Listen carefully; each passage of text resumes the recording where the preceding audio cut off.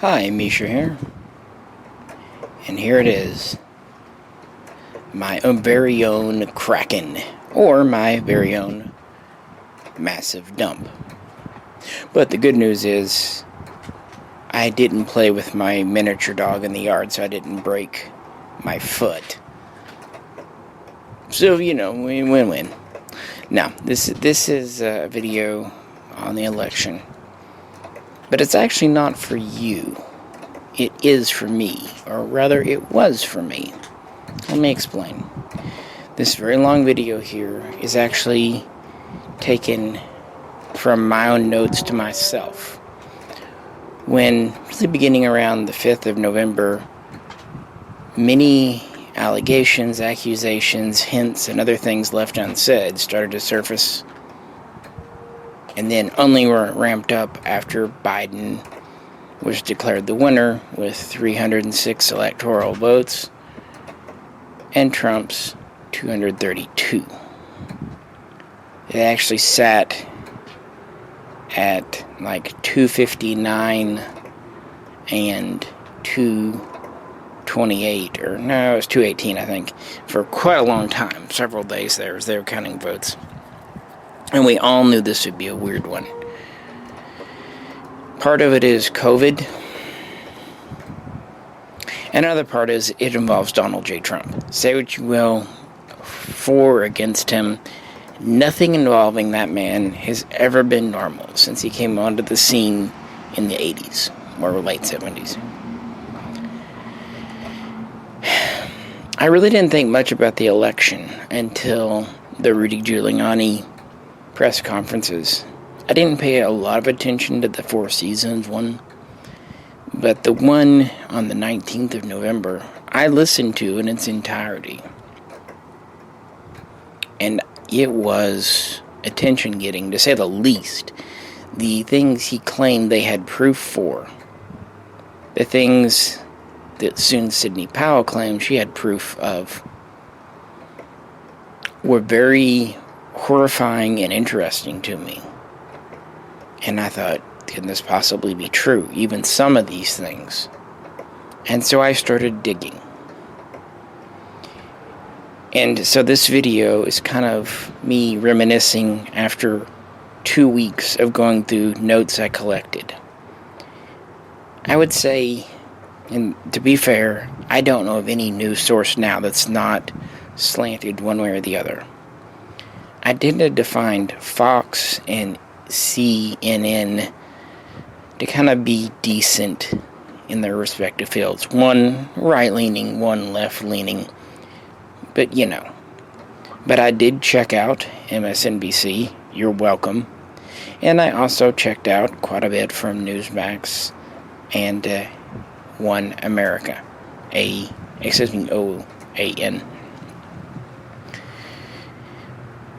So I tried to examine it from all sides, both the more moderates to the more, let's say, outspoken on both extremes. And not only did I go into this with an open mind, my initial thought was, well, if the president is saying such things, presidents exaggerate, presidents fib, but generally speaking, when they say this happened, you can either believe it really happened, or at least they have very good reason to believe it happened. So, was that the case here? Well, if you saw my video I put out just over a week ago, you kind of know my conclusions. And then early this week, I put out a video on who I am, giving my background. So, you know that I'm an amateur. I have no real standing. This is just my opinion because I wanted to know as much of the truth as I could kind of puzzle out. And so with that, here you go. Here's my big weekend dump video. We're going to look at electronic voting systems, paying particular attention to Dominion and Smartmatic. We'll also look at absentee mail-in voting.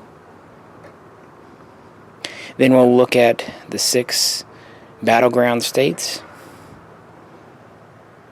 Then we'll kind of wrap that up with a bit of miscellaneous stuff. And then at the very conclusion, I'll put in an update as close to the time of publication as possible. This is a long video, so it took me a week to record, so obviously some things will be dated, and other things I will misspeak on, and other details I will get wrong. So in advance, I apologize. And anything I say, please, I encourage, I insist you fact-check me, because that's what I did. With all the claims and counterclaims, I did my best to fact-check them. And fact-check them on both sides. To see what I could come up with. And this is why I drew the conclusions I did at the end of the first video I did last week. You may disagree with me, but I want to represent that my opinion was not arrived at lightly or in haste. It's just kind of who I am. I do kind of withhold judgment for some time and try to accumulate as much data. I'm a bit of an information hoarder, if you will. So this is my hoard. This is my stash. Make of it what you will. But first, let's start off with some actual facts. Let's briefly talk about the Electoral College before we get into the meat of this. The Electoral College. I'm going to mention it here briefly, as brief as I can, really only because some view it as a way, an avenue for Trump to remain in the White House. This does not seem to be possible, but I am not a constitutional lawyer or a constitutional scholar, so take this with a grain of salt. But the Electoral College has been with us from the beginning. It was established by the Constitution following the rather disastrous Articles of Confederation, and the idea was simple, that each state would nominate electors equivalent to the number of congressmen and senators, so the number of congressmen determined by population plus the 2 senators, and these electors would meet, not all together, but on the same day, and cast ballots for the president. And they were really supposed to be apolitical. In fact, a lot of the Founding Fathers hated political parties in general. But anyway, they were hopefully supposed to nominate a man of very sound mind, good character, just, basically George Washington. They were hoping they could always find a George Washington every 4 years. And so they were not, in the beginning, picking the president via a direct election, voting, but states had the authority under the Constitution to basically decide how they wanted to pick their electors and therefore and their force. And it goes on and on. It's a big thing. As you know, originally under the Constitution, the vice president and president didn't run on the same ticket, which resulted in sometimes they being from different parties. It's very interesting this time, especially the election of 1800, and of course elections during and after the Civil War, very chaotic. But very quickly, the 12th Amendment was passed, changing how the president and vice president, and then really by the 1830s, 1840s, a new system was coming in that was popular, which was basically the electors were picked based on a popular vote held in each state, although it was again determined by the states in a lot of ways. They would cast ballots, and then that would be the president. And of course, as the U.S. grew and everything, that would change. Zoom, zoom, zoom. Why does this matter now? Well, it's often kind of derided in modern parlance, the Electoral College being a relic, but people don't understand why we have it. The fact of the matter is, without the Electoral College, the major population centers would dominate the presidential elections, period. Because that's where the most people live. The Electoral College actually gives voice to rural areas or just less influential, less populated, kind of out-of-the-way areas. Without it, we would basically be dominated by the West Coast and East Coast, plus maybe Chicago in the middle. And really that would just boil down to California, New York, and maybe a few other clingers on. The Electoral College kind of balances things out in a very similar way to the way we have our Congress set up, with the House literally representing populations and the Senate giving equal weight to Wyoming as it does California. So if the Senate is accepted, the Electoral College really is too, should be too, because they're pretty much the same idea. Now, what people are hanging their hat on here is what's known as a faithless elector. The electors are actually chosen in a few different ways. Again, the states have a discretion, but a lot of times they're either picked by the party who won the popular vote, and they usually try to pick very loyal party people. There's a few other ways. But they are pledged to vote a certain way. And most of the time, this is exactly what happens. And when I say most of the time, I really mean most of the time. Up to 2016, over 23,500 electors had been sent to the Electoral College and helped the president. Would you like to guess how many faithless there were? 165. And of those, 71 didn't vote the way they pledged because the person that they pledged to vote for had died between the election and the meeting. That leaves 94. A few abstained from voting. Most voted for someone else within their party, not the nominee, or for a third-party candidate, for example, Bernie Sanders in 2016, or Elizabeth Warren. Very few have ever swung 180 degrees and voted for the opposition party. Very few. Probably you could count them on your fingers and toes for sure. On top of all of this, 33 states have some type of penalty system, or just make it outright illegal for faithless voters to do their thing. Plus, even Washington, D.C., who gets to nominate 3 electors, has penalties as well. Now, how strict these can range from fines to anything, but the Supreme Court this year ruled such laws to be constitutional. And I don't know of the 33 plus whatever states what exactly their rules are, and if any of them are the 6 main battleground states we're about to talk about. I do know that Pennsylvania tends to get their electors, they're nominated by the party pretty directly and with a lot of control, so it looks like Pennsylvania is certainly going to go the way the popular vote did. Currently, officially, Biden has 306 in the Electoral College, and Trump has 232. You would need either 38 people to switch their vote 180 degrees, which is essentially impossible, historically speaking, or you would need even more to either abstain or vote for a third party. And by the way, when the Electoral College met last time, Trump was supposed to get 306 electoral votes. He actually ended up getting 304. He had 2 faithless voters against him. So not great.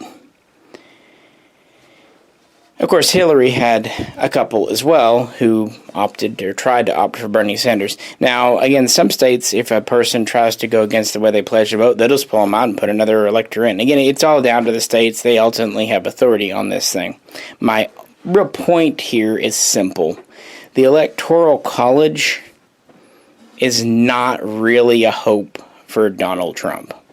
Historically, that doesn't bear out, and their attitude doesn't bear out, and even the law doesn't really bear out. Just as a side note, some people want to make this out to be a nail-biting election. It's close, but we've had a lot closer. For example, in 2000, when it came down to Vice President Gore versus then Governor Bush, it ended up coming down to 5 electoral votes that got Bush the presidency. And really to add insult to injury, because Gore was the sitting vice president at the beginning of 2001, he had to sit and preside over his own defeat.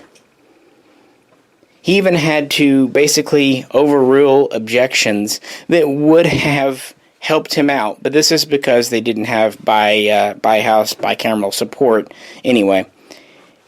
Yeah, that took some real stones. That took some big boy pants to sit there and actually kind of rule against your own future and to concede the way he did. So I have to give credit where credit was due. There are objections in the Electoral College from time to time. There's a whole system for it. There were some before that and after that. But by and large, they almost always get overruled. In fact, things going on in the Electoral College, including faithless electors, faithless voters, have never impacted, much less switched, who became president. Since before the Civil War, essentially the popular vote picked the president. There have been a few times in history, 2000, 2016 being the most modern examples, when someone won the Electoral College but lost the popular vote. I remember when I was in school, that was almost a theoretical thing because it had not happened since the 19th century. So there have been instances in recent history of that happening, but of goings on within the Electoral College after the election, changing who becomes president. Basically, the person who is designated being president-elect not being inaugurated on January 20th. It's never happened in history. However, I will add this one caveat. If there's ever a year when something that's never happened before and should historically and technically and constitutionally even, perhaps, not be able to happen, if that was ever to go down in any year in our history, it would be 2020, because I just don't have a feeling this year is done with this yet. And with that, let's move on to looking at voting systems. How exciting. Alright, let's begin with Dominion systems. And this was actually something I found very interesting to research. But one thing to very quickly debunk, and one thing that irritated me like nails on a chalkboard, early on, especially between like November 19 and the end of the month, a lot of people, including Sidney Powell, called it Dominion Smartmatic, or Dominion Systems Smartmatic. This is like calling it a Ford Chevrolet. They are two separate companies that actually began years apart, but we'll get into that. And actually the reason we have the Dominion system, this is all very interesting. Going all the way back to 2000, the hotly contested election between Al Gore, Emperor of the Moon, and George W. Bush, the man who probably never lets his father forget that he was a two-term president and his father was a one-termer. Hey, I'd rub it in his face. They actually both seemed like nice people to me, but I digress. Had that debate down in Florida, which came down to the hanging Chad. Back then, electronic voting machines were in their infancy. So they were using these machines that punched paper. Kind of an advanced kind of card reader from the 70s. Anyway, there was that whole debate with the Supreme Court about the hanging chads, about partial punches or mistakes, or anyway. It was a cluster and a half. Bush won, life went on, but people vowed this will never happen again. So, electronic voting systems were considered to be the wave of the future, moving into the 21st century. And if you think about it, with a paper ballot, what if someone writes in a name, changes their mind and crosses it out and writes in another? Or what if they start to write a name and then whatever? Or if you're doing something where it's just fill in a blank, what if they fill it in wrong? You know, when it's handwritten, things can go wonky. Anyone who's ever been a teacher grading papers, even with like Scantron things, you know what I mean. So it was thought, okay, with a computer, it's a yes, no, a 1-0. So that's where the industry moved. And that's why today, computerized systems are what we have in America. Dominion Systems was founded in 2003. And you're right, it was not founded in America. But it wasn't Venezuela either. It was actually founded in Toronto, Canada. You know, them Canadians, they're well known for their political games, especially international, right? However, later on, Dominion would kind of move and make a new headquarters in Denver, Colorado. Addressing the election, they have said on their website that they are non-partisan, that they're apolitical, and they help all sides. They outright deny any connections to the Clinton Foundation, the Pelosi, the Feinstein family, and most of all, Venezuela. Again, this is what they say. I have no reason to disbelieve them because their history shows no connection. If you notice, Canada's kind of in the opposite direction of Venezuela. To date, their machines are used in 28 states by roughly 40% of voters. So they do take a big chunk of the pie. But they are far from the only voting machine system. Most states leave the choice of which machines to use up to the counties, but some states do kind of have a statewide thing. Now, one thing to keep in mind about voting, this is not a federally run thing. The states are in charge of organizing the vote, not the federal government. So each state has its own prerogative. There are 2 states that use Dominion systems across the board. Those are Georgia and Colorado. But many other states obviously use them on a more local level. For example, Utah, Florida, Ohio, and Michigan, just to name a few. Note that Trump had a surprise victory, or at least somewhat so, in Florida, and he did win Ohio, Utah. So, yeah. Even in Michigan, there are 5 counties that are kind of the crux of the whole situation. And Dominion, their machines are only in 2 of those. The other 3 counties use different contractors for their machines. This is provable fact.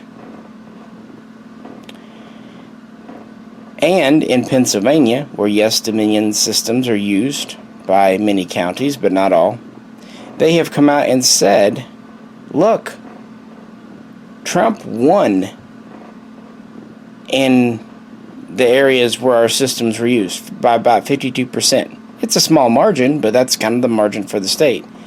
So there's kind of a head scratcher why Dominion has been singled out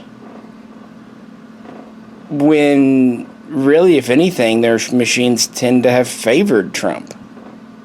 At least, you know, when you look at the Dominion Systems cast, they don't seem to be inordinately for the other side. They're 50-50 or close to it.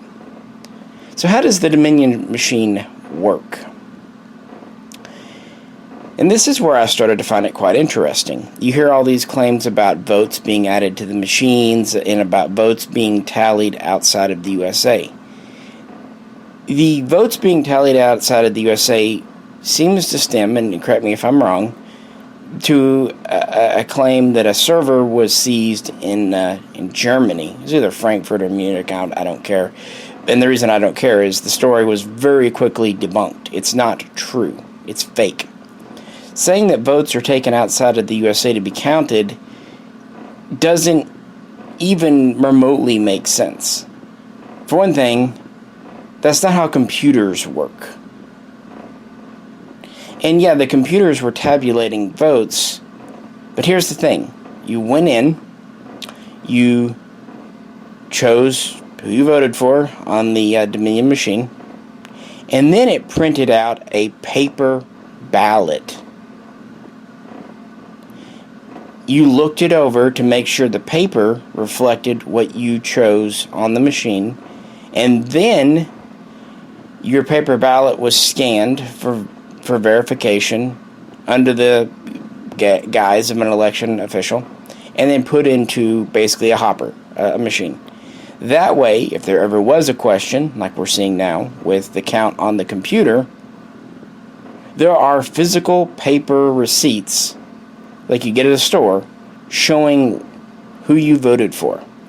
And it's these receipts that they are recounting and comparing to the data on the computer. And actually, amazingly, it matches up almost perfectly. Again, anyone who's ever done computer stuff, you know why it's pretty amazing. When you have hundreds of thousands of things, even tens of thousands of things, the data gets skewed for one reason or another. Events happen. Humans, especially ones who aren't too familiar with the system, yeah. So there is a paper trail. And Dominion is not the only system used by American counties for this election.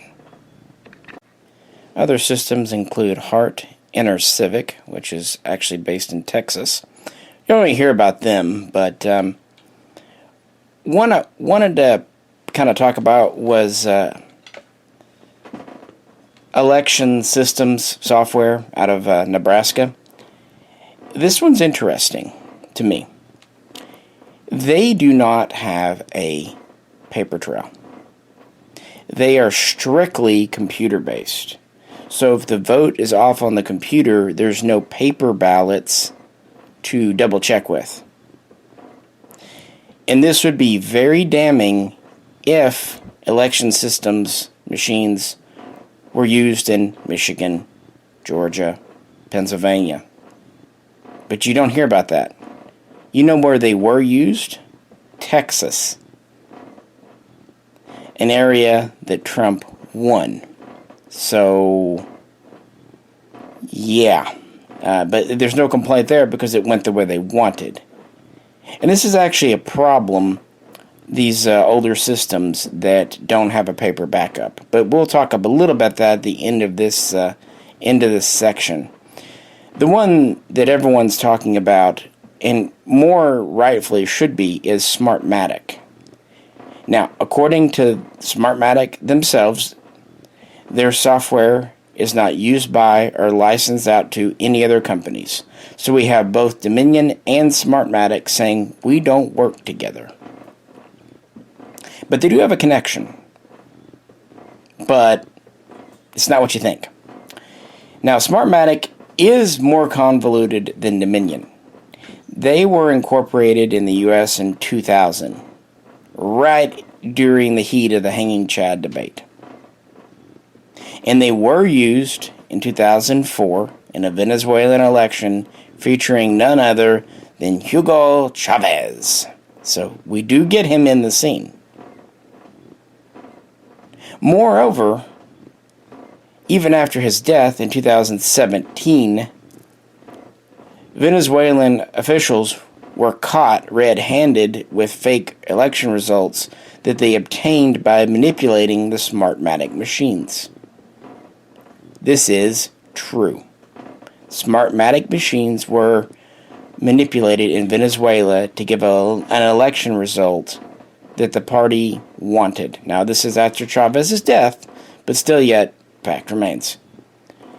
What was Smartmatic's response? First, they immediately cut all ties with Venezuela. Second, they claimed the issue was that there were no poll watchers, observers, there to make sure they were being run correctly. When, any machine can be manipulated if you don't check it out. I mean, how do you even know the results it spat out or the results you're being given if it's not being monitored? There are also allegations that Smartmatic machines have been used fraudulently in Philippine elections. And honestly, I ran out of time to follow those up. But I do want to acknowledge that, to be fair. Now, is Smartmatic a company that was started by Hugo Chavez? I don't know. Directly, no. It was founded by other people. But you know how money is. And he did invest in it. He did put a stake in it. I think it was like 28% or something. So there is a connection between Smartmatic and Hugo Chavez. Now, according to the company, the two founders still own it, with employees owning the rest, and their headquarters are in London, not Venezuela. And it does appear that they have cut all ties with Venezuela, and really their time dealing with them goes back to like 2004 anyway. I don't know. Now, this is interesting to me, because still, even now, moving into December, it's Dominion you hear about. But Smartmatic seems to be the more questionable one. But let me make it clear.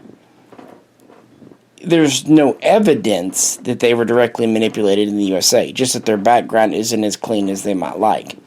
In fact, we'll get to this connection between Dominion and Smartmatic now. In 2005, after receiving quite a bit of money following the Venezuelan election, Smartmatic bought Sequoia, an early voting machine company in the USA that already had contracts in nearly a dozen and a half states in America, and there's like 17 or 18 states. So they were pretty big. And so they were trying to get into the American market. However, the Committee on Foreign Investment, Foreign Affairs, was investigating this, wasn't really liking the connections overseas. So, just to be, basically, they couldn't keep Sequoia. Sequoia was broken off and sold off in parts in 2007. And so Smartmatic was kind of, out there. In 2010, so 3 years after it was broken off and sold off, Dominion bought some of the old assets from Sequoia, that used to be Sequoia. Not Smartmatic, but Sequoia. So the connection is, both companies, even though they are competitors, at different times owned different parts of a third company that was based in America. There's our connection. However, it's meaningless. Anyone who's worked in the corporate world knows that companies, if you want to extend that, it's kind of like saying everyone's related if you go back far enough. Well, every company's kind of done business with this company who's done business with that company, especially in an emerging field like voting machines in the early 21st century. There weren't that many companies to begin with. So what does all this mean? Moving back to Pennsylvania for one more moment.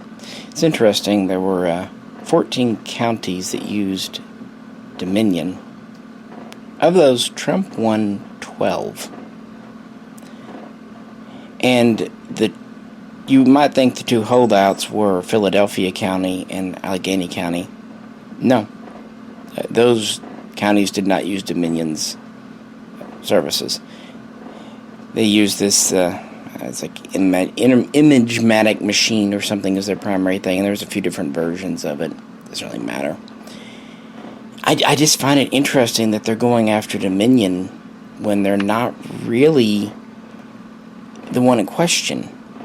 At least as far as this goes, they're not the most questionable.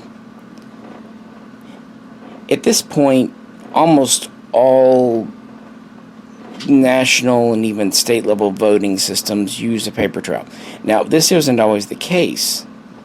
In fact, a lot of places for the last 20 years, they've just been using computer voting systems, including in the 2016 election. It was actually because of concerns of manipulation, which were justly raised by experts and have been saying, look, these things can be manipulated, that things like the Dominion system have been purchased over the last few years.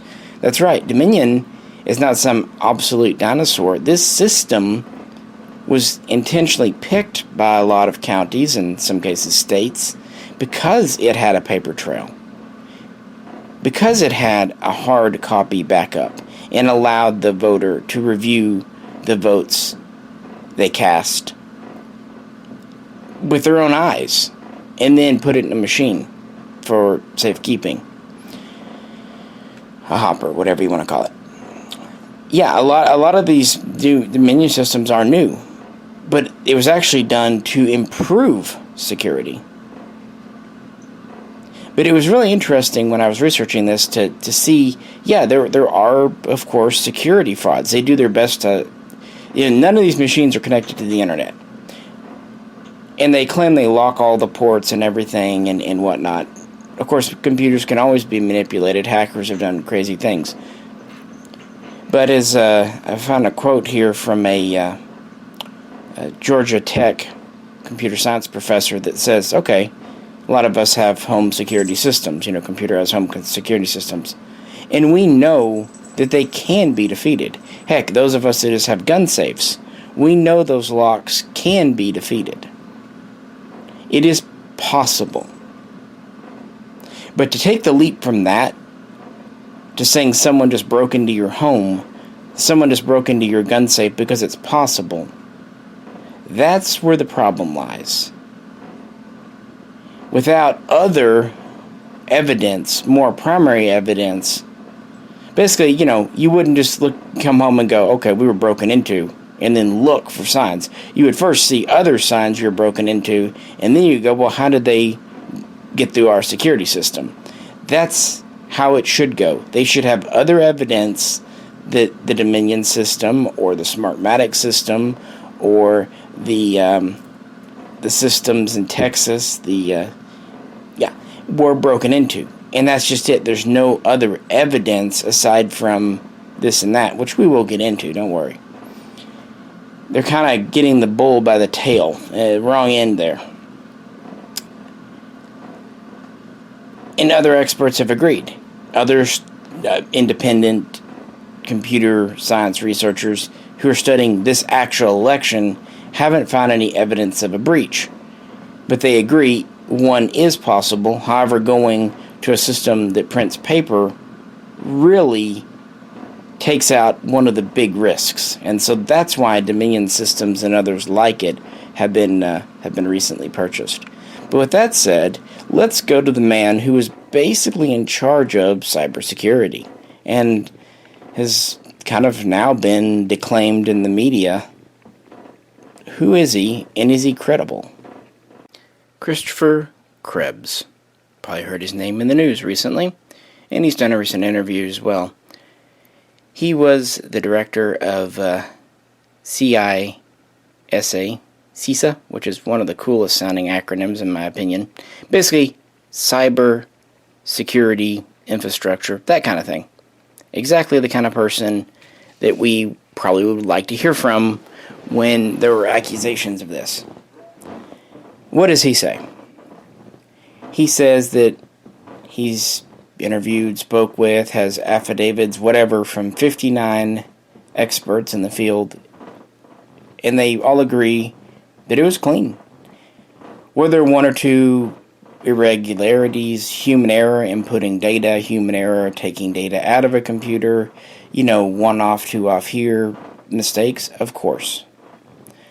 But there's no evidence of a systematic fraud or computers changing, deleting, removing votes.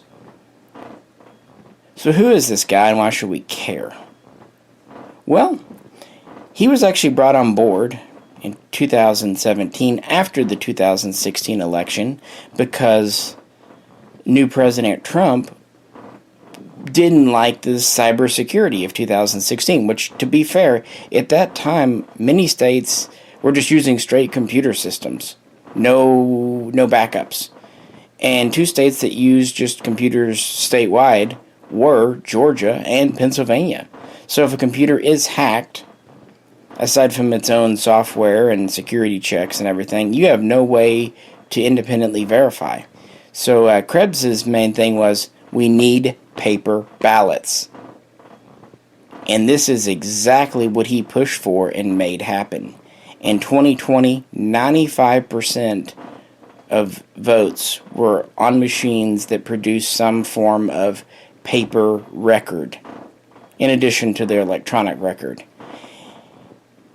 Really, his early successes came in 2018. He'd been pushing for reforms and really got them moved through pretty quickly. So for those midterms, things were already looking up, already more secure. And by 2020, they were really doing all they could.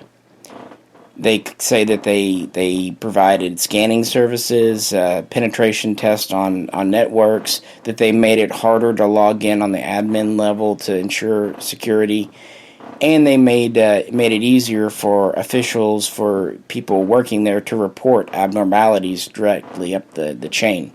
Before, they had to go to a supervisor, then they made more of a direct kind of hotline to higher-ups if they saw something wrong. And Krebs, before the election, and still after the election, feels that they did a very good job. They got most states to switch over, including Georgia and Pennsylvania. Again, Texas is one of the few that was still using computer-only systems, and that state went for Trump. Speaking of Trump, Krebs says that, before this election, the Republicans didn't seem too worried about security, and points out that if they had concerns over Dominion or Smartmatic for that matter, or any other thing, why did they not raise them in September, October, heck, even May, back when these things are being bought? If you have problems with the systems, you bring it up before the election, not after. It's like if you have a problem with a car, if you don't like how it's made or something, or a gun, it's much better to check it out before you go use it. It's like that's the same reason we test fire guns before we just go hunting or use them as a home defense. We take them to the range and test them out, right? And that's what they were doing with these systems before the election. They were testing them. They were running them. And if they didn't like the results, they should have raised that before the election. Now, this isn't a gotcha thing. This is just logic, honestly. But what did they do? According to Krebs, Trump only had one cabinet meeting all year about cybersecurity. Also, according to Krebs, the Republicans, mostly Mitch McConnell and whatnot, actually tried to cut funding for cybersecurity. And this is important because some states like Louisiana did not have the money to switch over to systems that produce paper record, and so they actually relied on federal funding to update their systems to provide better security. So, he's saying he's looked it over, and other people in the field have said they looked it over, and while yes, potentially breaches can happen, no system, not the one you're even watching, or listening rather, to this video on right now, is 100% secure. That doesn't mean you're being attacked and invaded right now. I mean, you are, you just don't know it, but anyway. I'm joking. Or am I? It's one of those things, could it happen? Anything could happen. The world's crazy. Did it happen? On the computer side of things, the evidence seems to point to no. And I'm not just going to leave it there. You know me, I'm trying to be pretty thorough here.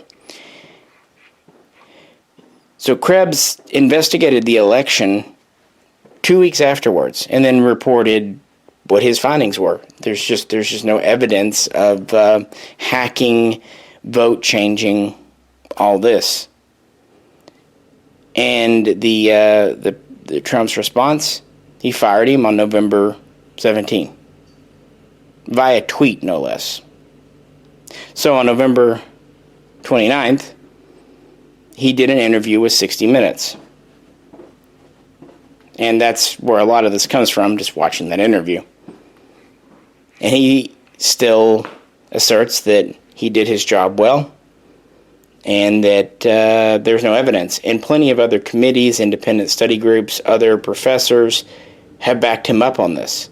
It's also worth noting that Republicans were singing his praise in 2018 and even in 2020 before all this happened.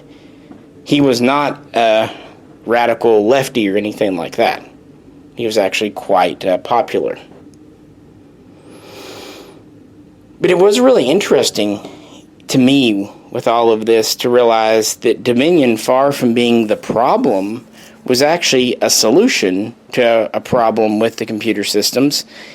And even there, the computer systems were actually trying to address the problem of hanging chads and other paper ballot issues, which definitely have arisen. It's not like when we had paper ballots only in the 19th century and 20th century, there were no election frauds. You know, the stuffing the ballot boxes is something that's always happened. If anything, computers, especially ones that print out a paper backup, are more secure than paper only because you have something to quickly tabulate with. But with that said, in 2020, a lot of people did absentee, did mail-in vote. So let's move on to those right now. Absentee, mail-in voting. This has been a growing trend for a long time as people get older, and obviously it's always been something that happens with people living outside of the country and with the military, with servicemen. Myself, I have always absentee voted because I'm blind and that's how I do it. So for over 20 years, that's how I voted. But with COVID, Corona, this year, everyone knew it was going to be higher than expected. So everyone knew it was going to be coming in the mail. And there was, before the election, a lot of concern about voter fraud. And one of the people that was really pushing for this and was concerned was William Barr of the Trump campaign, of the Trump cabinet, Attorney General, what have you. He was really worried about wide-scale fraudulent mail-in votes. And so he kind of raised the alarm. Now, William Barr has been in the political system for a very long time and is very much a proponent of the powers of the president. In fact, anytime you hear Trump mentioning Article 2, he knows about that because of William Barr. So, a big supporter of the presidency and has been very much in the Trump camp for several years. What does he say? Once allegations came to light, he pretty much gave broad discretionary powers of federal attorneys to hunt down, track down, pursue any fraud cases involving vote tabulation, all that. Kind of going against DOJ policy, but not the law. I'm not saying he violated the law. I'm just saying they kind of stayed out of it, leaving this more up to the states. But he empowered more on the federal level to hunt it down and gave them an avenue to really do this. What happened? Well, according to Barr, 16 attorneys working for him came back saying that, hey, we found basically nothing. You know, there's a case of fraud here, a case of fraud there. He says at most, and this is just allegation, not proven in court fact, some of these might indicate a couple of thousand votes. And again, just allegations, not proved. Just, there's no really concrete allegations of, say, a 200,000 vote count fraud. At most, it's just one-offs or, one area with one person or maybe a dozen people or whatever, small things. He concluded none of it was significant. It was not systemic, and put together every vote that was in question that was brought to his attention. Even if they were all true, which obviously nothing's going to be 100% true, even if that was given, it would not be enough to overturn the election. And on December 1st, I'm recording this on December 2nd, he publicly said this in a conference with the Associated Press. And right now, he seems to be falling out of favor with Trump. He has not been asked to resign yet, and he may not be. I'm trying to be very fair here. But who knows? And at the end of the video, I'll do an update with the most recent news when I finish this stuff up. FBI Director Christopher Wray also kind of agrees. There's no evidence that the FBI has seen of a systemic, interstate fraud on the election level. And many other committees and independent research things have agreed as well. Now, mail-in voting, you can claim this or that, but we've seen lots of things here, case by case. There was the 96-year-old woman, of course, who signed her name Mrs. whatever it was, John Smith, instead of her, Mrs. Laura Smith or whatever. Doesn't matter. And there have been plenty of accounts of people reported to be dead voting who very much were alive. So when they've tracked down a few of these cases, they either weren't true or the case wasn't exactly as presented. And there's even a few cases brought to light, and probably more if I were to look, of actually people fraudulently trying to double vote or whatever for Trump. There's also all these things about them saying they send out millions and millions of ballots before the election. No. If they were unsolicited like that, they were essentially applications to fill out if you wanted to vote. They didn't send out the ballots until people were ready. And people say, they sent out 3, 4, 5 ballots at a time. The thing is, when you start looking into that, it's always, was it you? Did you receive 5 ballots? No, it was my neighbor. And then you talk to their neighbor. Actually, it was my brother. It's that friend of a friend thing. Did it happen once or twice in the country? Probably. I mean, a record number of people turned in votes this time. Over 150, basically 160, over 160 million. In that many instances, there's going to be an odd thing, double print. Even my printer here sometimes just double print something.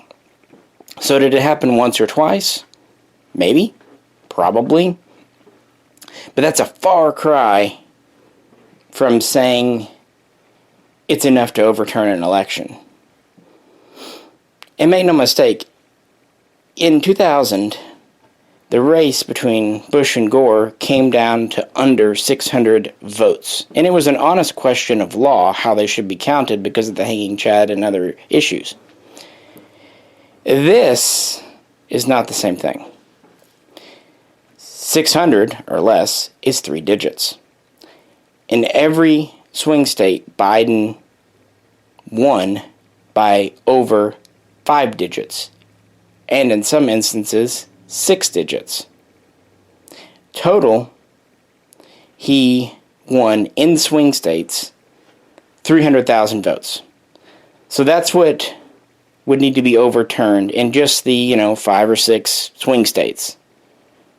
Nationally, according to how things are right now, Biden is over 80 million votes, Trump sitting at just over 74 million. So you're looking at a gap that started off at 5 million that's slowly growing to 6 and maybe passing that, who knows. You're looking to overturn 6 million votes nationwide, or at least over 250,000 votes in swing states. That's why systemic, widespread, multiple thousands upon thousands of fraudulent votes are what we're looking at. We're not caring about 100 here, 150 there. We will ultimately care for the next election because whatever loopholes were exploited to make those fraudulent votes, be they for Biden or Trump, need to be plugged. And I think the 2020 election is a great example of that.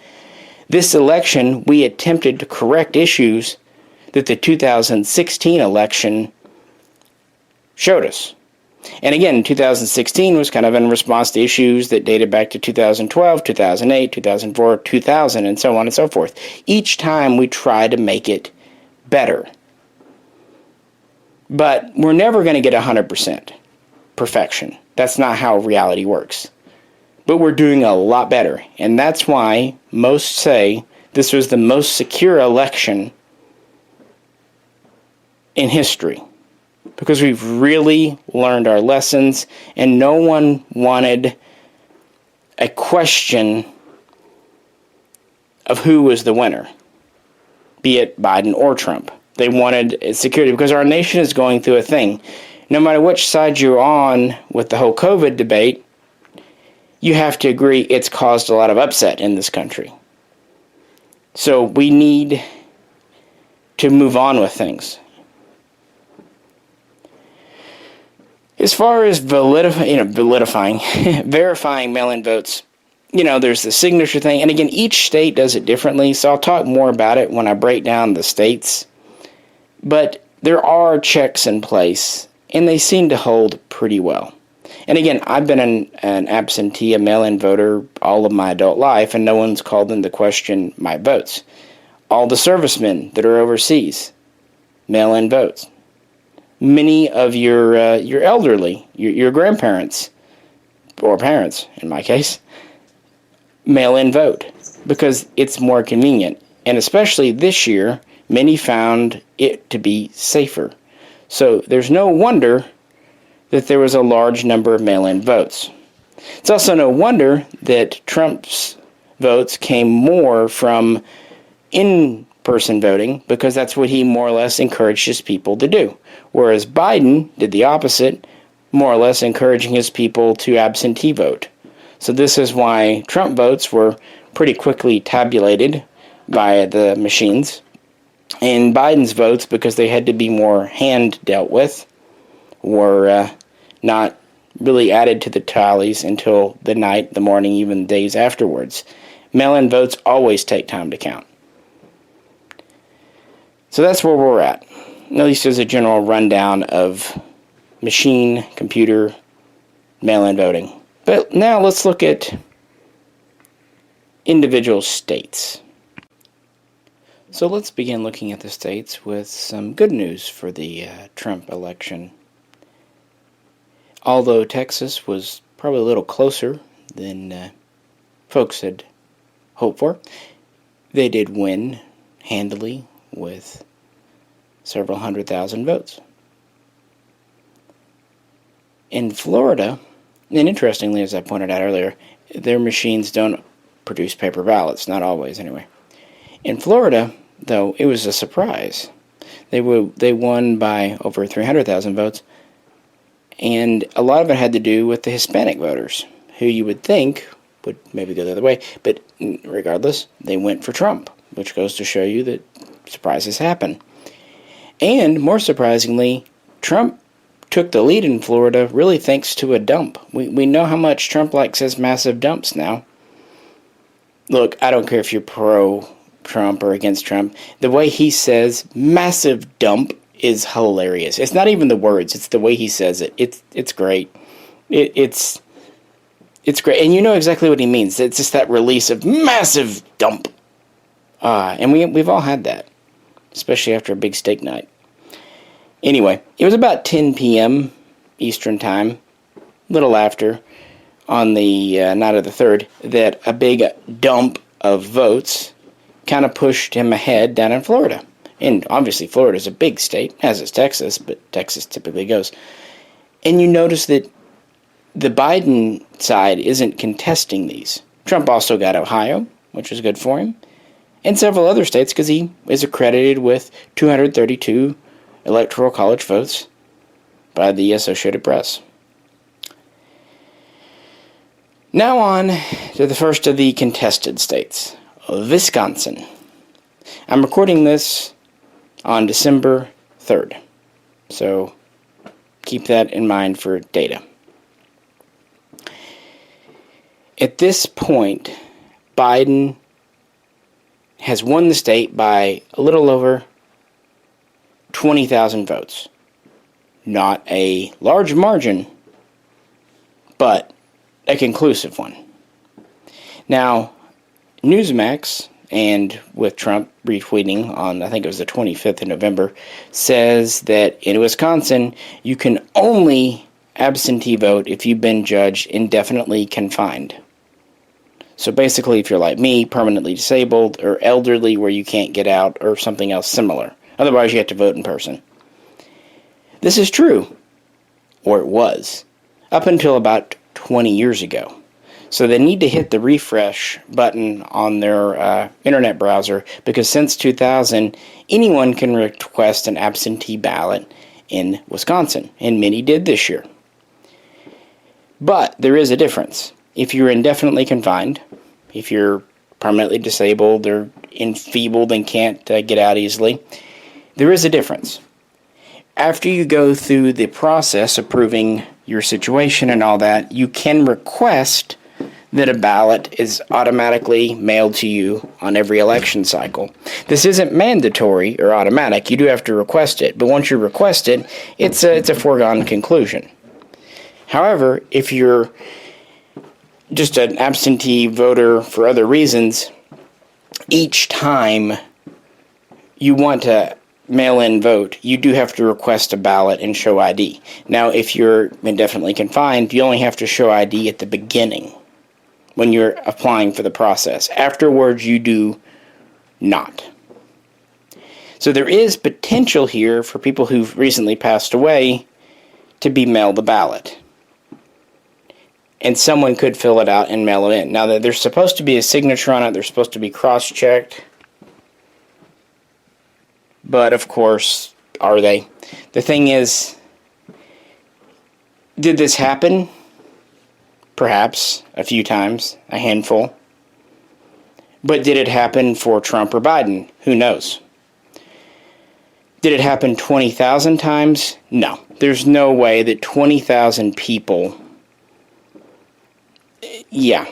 I've seen different numbers on the number of absentee votes they're trying to overturn. Some say it's about 57,000. Some say about 69,000. They're basically just trying to take those votes out. Just pull them out. Not recount, not redo, not verify. Just pull them out. And to this end, they've gone to court. And as of today, they just lost in the Wisconsin Supreme Court again. Interestingly, this decision came when a conservative judge sided with the liberal members of the Wisconsin Supreme Court to deny basically even just hearing the case.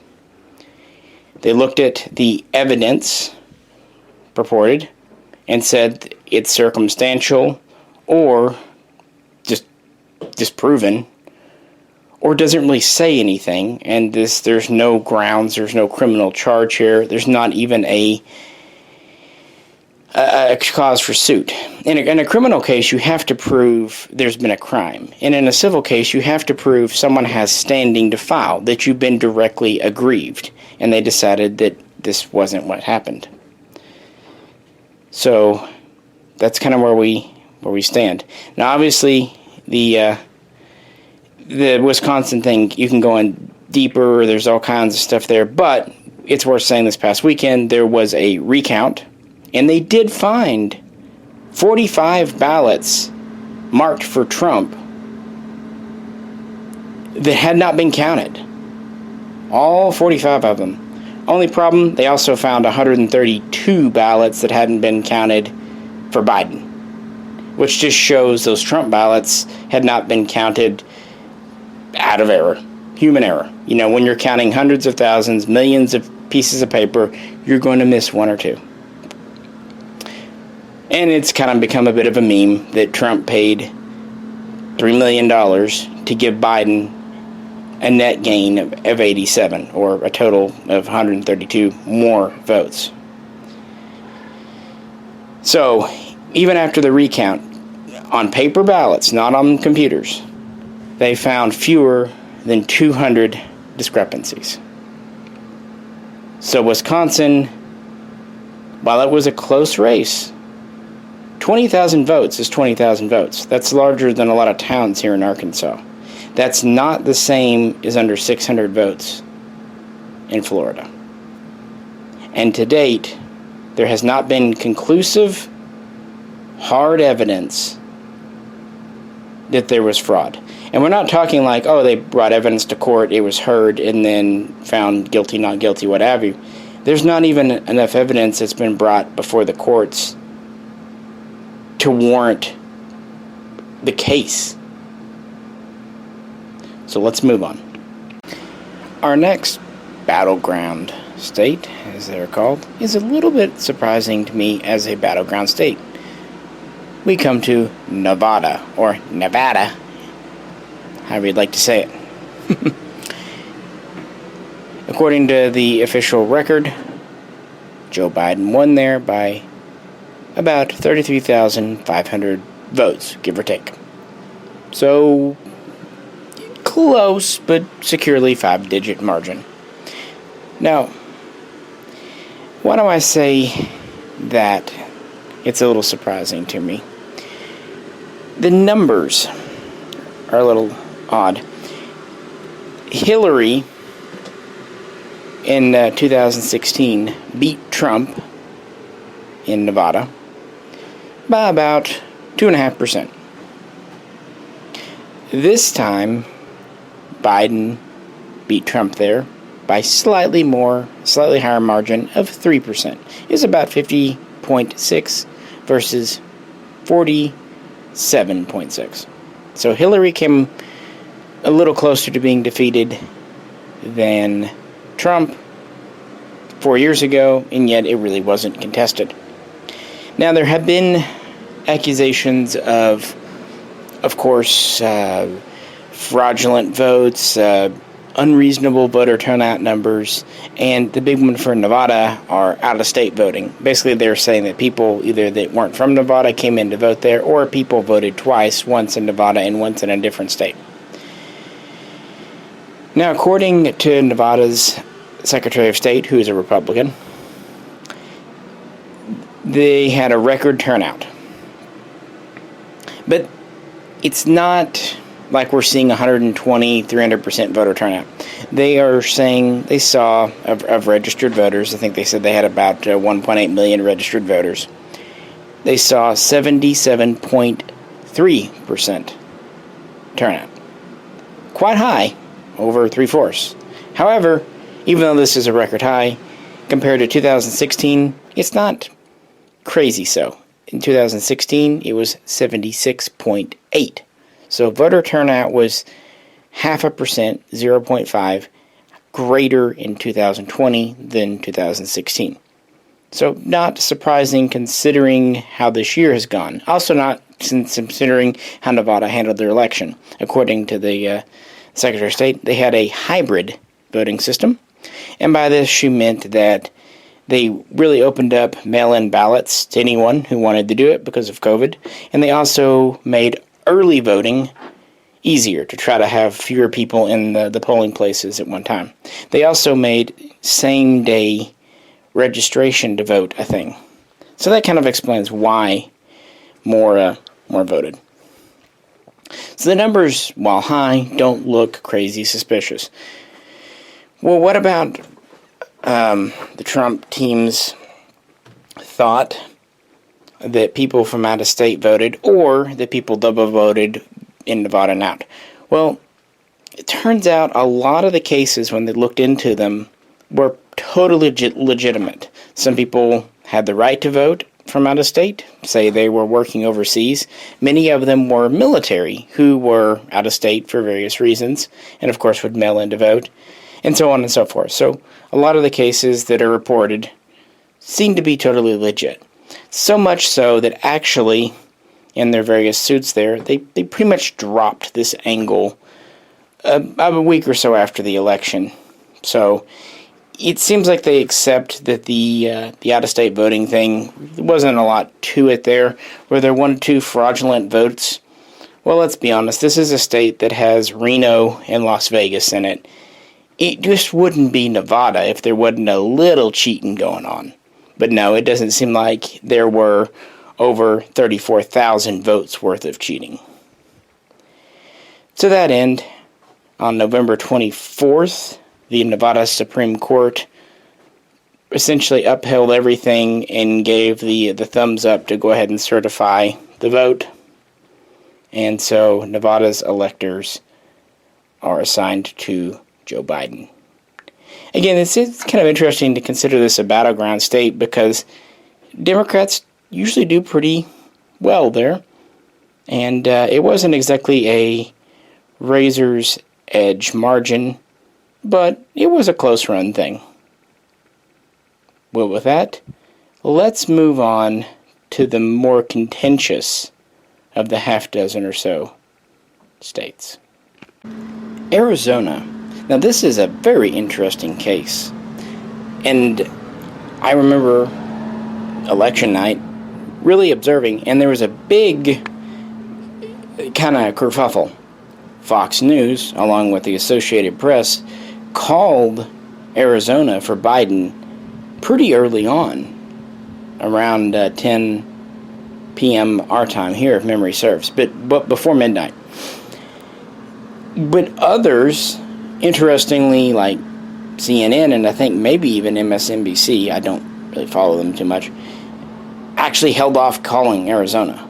So this is one of the times when the conservative-leaning network gave Arizona away earlier than the liberal-leaning network. Anyway, by midnight, it really looked like Biden had it in the bag. He was ahead by 130,000 votes. And there was about 750,000 votes left to be counted, pretty much all of them mail-in. So if you really just took the in-person vote, it was for Biden. However, the mail-ins were surprisingly, at least at the end here, kind of skewed towards Trump. In fact, after midnight, as the morning ran on, and again, I sleep during the early mornings and I'm up most of the day anyway, so I watched it dwindle, and it looked like Trump might pull ahead thanks to mail-in voting in Arizona. But in the end, close run thing, but Biden won by a little over 10,000 votes, give or take. It was like 10,500, but a few of them have been challenged. Speaking of that, the biggest challenge in Arizona early on, right after the election, was so-called overvoting. And this was taken to court with the evidence. And it was thrown out on November 13th by the judge. This is because the Trump legal team admitted their cases of overvoting, not that they could prove categorically, but that they suspected, were under 200. Some sources have said 190. I've read some that say 240, whatever. Small number. Overvoting. So the case was thrown out because that was not material to the election. Why waste taxpayer money? Remember this, all these court cases, it's taxpayer money being used, at least in part. So that was thrown out. Another case was thrown out on the 19th, and then of course we had the holiday. And then the Secretary of State, Hobbs, said that it was a clean and fair election, certified. And then on the 30th, Governor Doug Ducey, a longtime Trump supporter, said, we do elections well in this state. We took a lot of time, we double-checked, we looked at the president's claims. We just can't find evidence to overturn what was a narrow margin, but still well over 10,000 votes. They could not find enough evidence to disenfranchise what appeared to be 10,000 plus legal votes. So he certified the election results. And now, someone who was once friends with the president is being vilified. I don't know how else to say it. And Arizona has kind of been pretty Republican-leaning. But I will say this. If you look at the language that Trump has used for McCain, and you look where McCain's from, do you think maybe that might have cost Trump a little bit of support? Just maybe? Because McCain is pretty darn popular in Arizona, especially after his passing. Just a thought. Maybe he didn't lose Arizona because of fraud or overvoting or mistakes. Maybe he lost it because of some of his campaign rhetoric. Let's move on. Now, let's talk Pennsylvania. Early on, this was probably the preeminent swing state. And this was one of the ones we were really waiting on because it is 20 votes and pretty important. And it was one of the earliest areas where cases were brought and all that and so forth. So I'm trying to boil it down because there's a lot here to unpack. Biden, by the official tally, won by 80,000 votes. It's a larger margin than we've seen, but it's still 5 figures. Only thing, in 2016, Trump won Pennsylvania by 50,000 votes, so nearly half of what Biden won it by, and Trump claimed it to be a landslide victory. So you can't have it both ways. You can't claim a 50,000 vote victory is significant and an 80,000 vote is not significant. Either they both are or they're both not. And like I said earlier, 14 counties used Dominion. Of those, 12 ultimately went for Trump, about 52%. Allegheny and Philadelphia counties, which were pretty hotly contested, did not use Dominion. Now, a lot of allegations were tossed around and went to court. An early suit alleged that basically Republican poll watchers weren't allowed in when the absentee mail-in votes were counted. But when confronted in court under, actual oath, and I love this phrase, a non-zero number of Trump representatives of Republicans were in the room watching the vote count, meaning there were Republicans in the room monitoring. And see, one of their allegations early on was that they were not allowed in, that they were pushed out, that they were locked out, that they were, quote, treated like dogs, as the president said. This is not true. They even admitted as much because when they refiled their case a week later, they took out this part of the lawsuit. But they did refile, and their refile was tossed out of court on November 21st by Judge Brand. Basically, in his statement, he said that it was a patchwork. There was no clear anything. It was just kind of hearsay, innuendo, all kinds of stuff stitched together, and it didn't work. He called it a Frankenstein's monster. On the 25th, there was that essentially open hearing. Some have called it a Senate hearing, some have said it wasn't, some have called it a press conference. It wasn't an official event as such. Anyway, a lot of things were said there, and a lot of allegations made, and the president literally phoned it in there. And he claims that at 10 o'clock on the night of the election,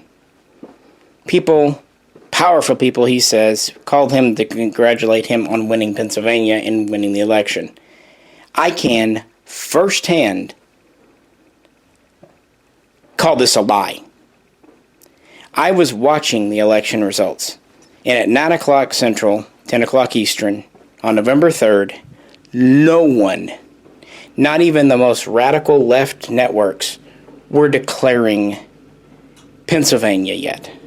That's because at that point, they had over 1.5 million votes left to count, and they knew it. And it could go either way. Trump saying that big-time officials called him at 10 o'clock that night, saying he won the election, that is a lie. And anyone who was watching the election results live knows that no one was calling anyone this early on. And that is just verifiable. So it does kind of upset me. I don't like outright lying. No matter who did it. If it was Obama in the White House doing the same thing, I would be upset. In fact, Pennsylvania wasn't called for days. And they were counting votes, All kinds of allegations, dead people voting. They did kind of early on pursue some of these allegations. While they found one or two instances of fraud, a lot of times they found people with similar or even the same name. They got mixed up or just other misunderstandings, what have you. And also, during the press conference, the Senate hearing, whichever they like to call it, Trump said that people received 4 ballots in the mail. If they did, this is illegal, and it might even be a felony. I apologize, I don't know. But if this happened, they needed to report it immediately because this is illegal. It's like receiving someone's mail in your mail. If you do receive multiple ballots, your duty as a citizen is to bring it up immediately. Of course, if they're going to commit fraud, they wouldn't, but yeah. Another thing that was kind of talked about in Pennsylvania specifically was the curing of the ballots. Basically, this means that people made a mistake or wanted to change their ballots, they were allowed to do this. The assertion is that Democrats were allowed to change their ballots, Republicans weren't. This is based in truth. However, it's not quite as represented. In Pennsylvania, the individual counties can determine things like this, if they're going to allow curing or not. Last year, some counties decided they would, some counties decided they wouldn't allow this. It does so happen that more Democrat counties decided to let this process take place, and more Republican counties did not. That was their decision. And as judges have pointed out, if the Republicans had a problem with this, which frankly I do have a problem with, I think it should be one or the other across the state. My opinion, though. This fact was well known well before the election. This should have been challenged in court months ago, not after the election went the way one side did not like. Do you understand the difference? I think it is wrong, but I think it's something that needed to be addressed a long time ago. So the votes aren't really the problem. The votes were cast legally, even if the process, I think, is flawed. There and again, though, you kind of get to the rights of local governments to determine how they want to do things. So there is a counter-argument to be made for that. I grant you. So that kind of really puts that to rest. We'll revisit that hearing in a bit. But anyway, on the 27th, the case had gone to the appellate court. And again, the appellate court upheld Judge Brand's decision, basically saying that ballots, votes, not briefs, determine who's president. So the courts, they're there just to enforce the law. They're not there to overturn what, by definition, to them, was a valid election. That's just their decision. So they upheld the case being tossed out, and a few days later, Pennsylvania certified the vote with Biden winning. There we go. And their electoral votes going to him. The governor signed off on it. And as far as they're concerned, case closed. Moving on. All right, now we're really getting down to the contentious last two. This time, Georgia. And also, if you were to look at this, obviously I've been recording these parts of the video over this week as time allows and so on and so forth. So now I'm in a different location. Yay! All right. So, according to the official record, AP, Biden won Georgia by between 13 and 14,000 votes. Sources disagree. let's go conservative here. Tends to be how I like to do things. And let's say 13,000. Not the narrowest margin. That's still Arizona. But pretty narrow. And this is even more historic because he is the first Democrat candidate to win Georgia since 1992. And our very own William Slick Willie Clinton. Although later, after he said he was sorry for having sex with Lewinsky, we used to call him Sweet William around here just as a joke. Anyway, Clinton was the last one, Democrat, to win Georgia. So, this is pretty historic. And Georgia was one of the very last states to have their vote tallies up. They were one of the holdouts, along with like North Carolina.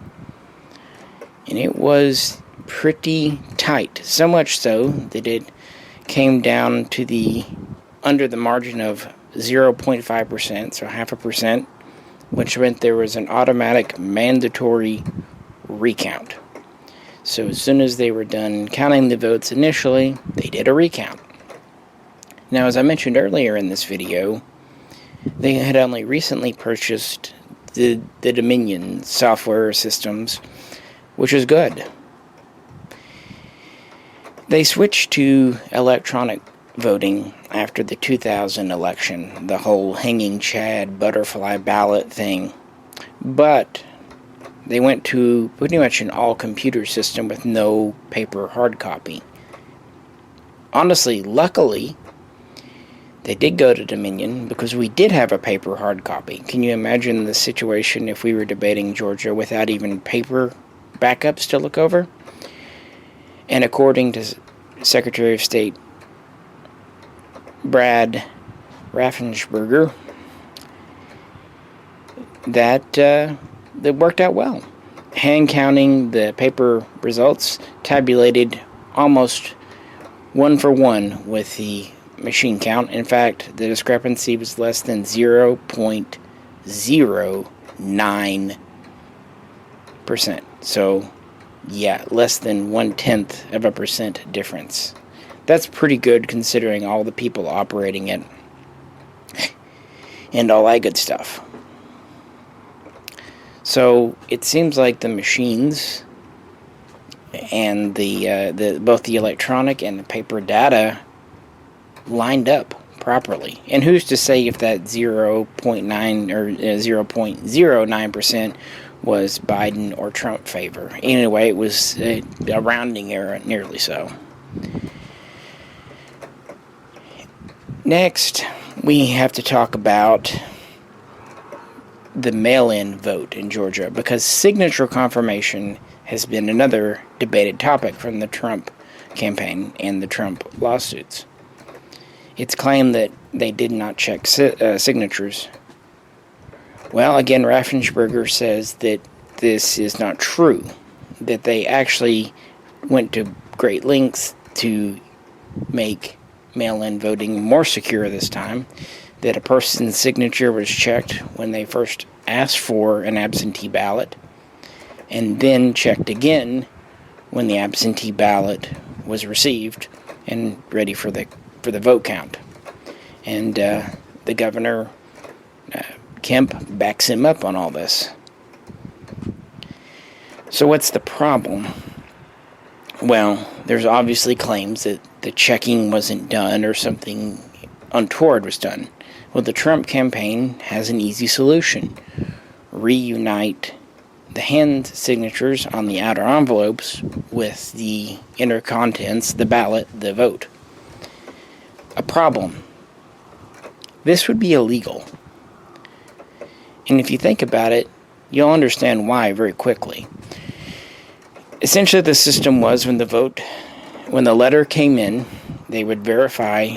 There would be the outer envelope, then the inner envelope with the ballot inside it. They would verify the signature against records to see if they were correct. And if they did, then they would open up the envelope, count the vote, put it in, and then separate the two. Now, if they didn't match, or if there was a question, the ballot would be held for further review, potentially analyzed, tossed out, or what have you. But if it was accepted, they were separated. This is true. Separated, never to be together again. Why? Confidentiality. That's something that our vote is supposed to be in America. Confidential. I think you understand why. No one needs to know. You can tell someone who you voted for. That's your right and prerogative. But the actual ballot is anonymous, is secret. And there's myriads of reasons for this. If the ballots and the outer envelopes with the signatures on them could be reunited, then people would know John Smith voted Biden, whereas Joe Smith voted Trump. Or, like me, Misha voted zombie Teddy Roosevelt. I'm not kidding about that. Anyway, so it is technically impossible what they request, and legally goes against not only the letter of the law, but the spirit of the law. And again, Governor Kemp backs Raffensperger up on this. Both of them are Republicans. And Kemp has traditionally been a very strong supporter of President Trump. Raffensperger said early on during the recount that he had a tremendous amount of scrutiny. A lot of people watching over his shoulder, which you can absolutely understand why, that it was coming down to the wire. He says that their agents were carefully trained how to spot fake signatures, that the Georgia Bureau of Investigation, their systems stepped in. Basically, they really did their best to step up the game because they knew they'd have a lot of mail-in votes. As for the Dominion systems, we've talked about that already. But frankly, the fact that the paper trail matched up with the electronic trail is pretty conclusive from a mathematical standpoint. Well, what about the purported fake burst water pipe?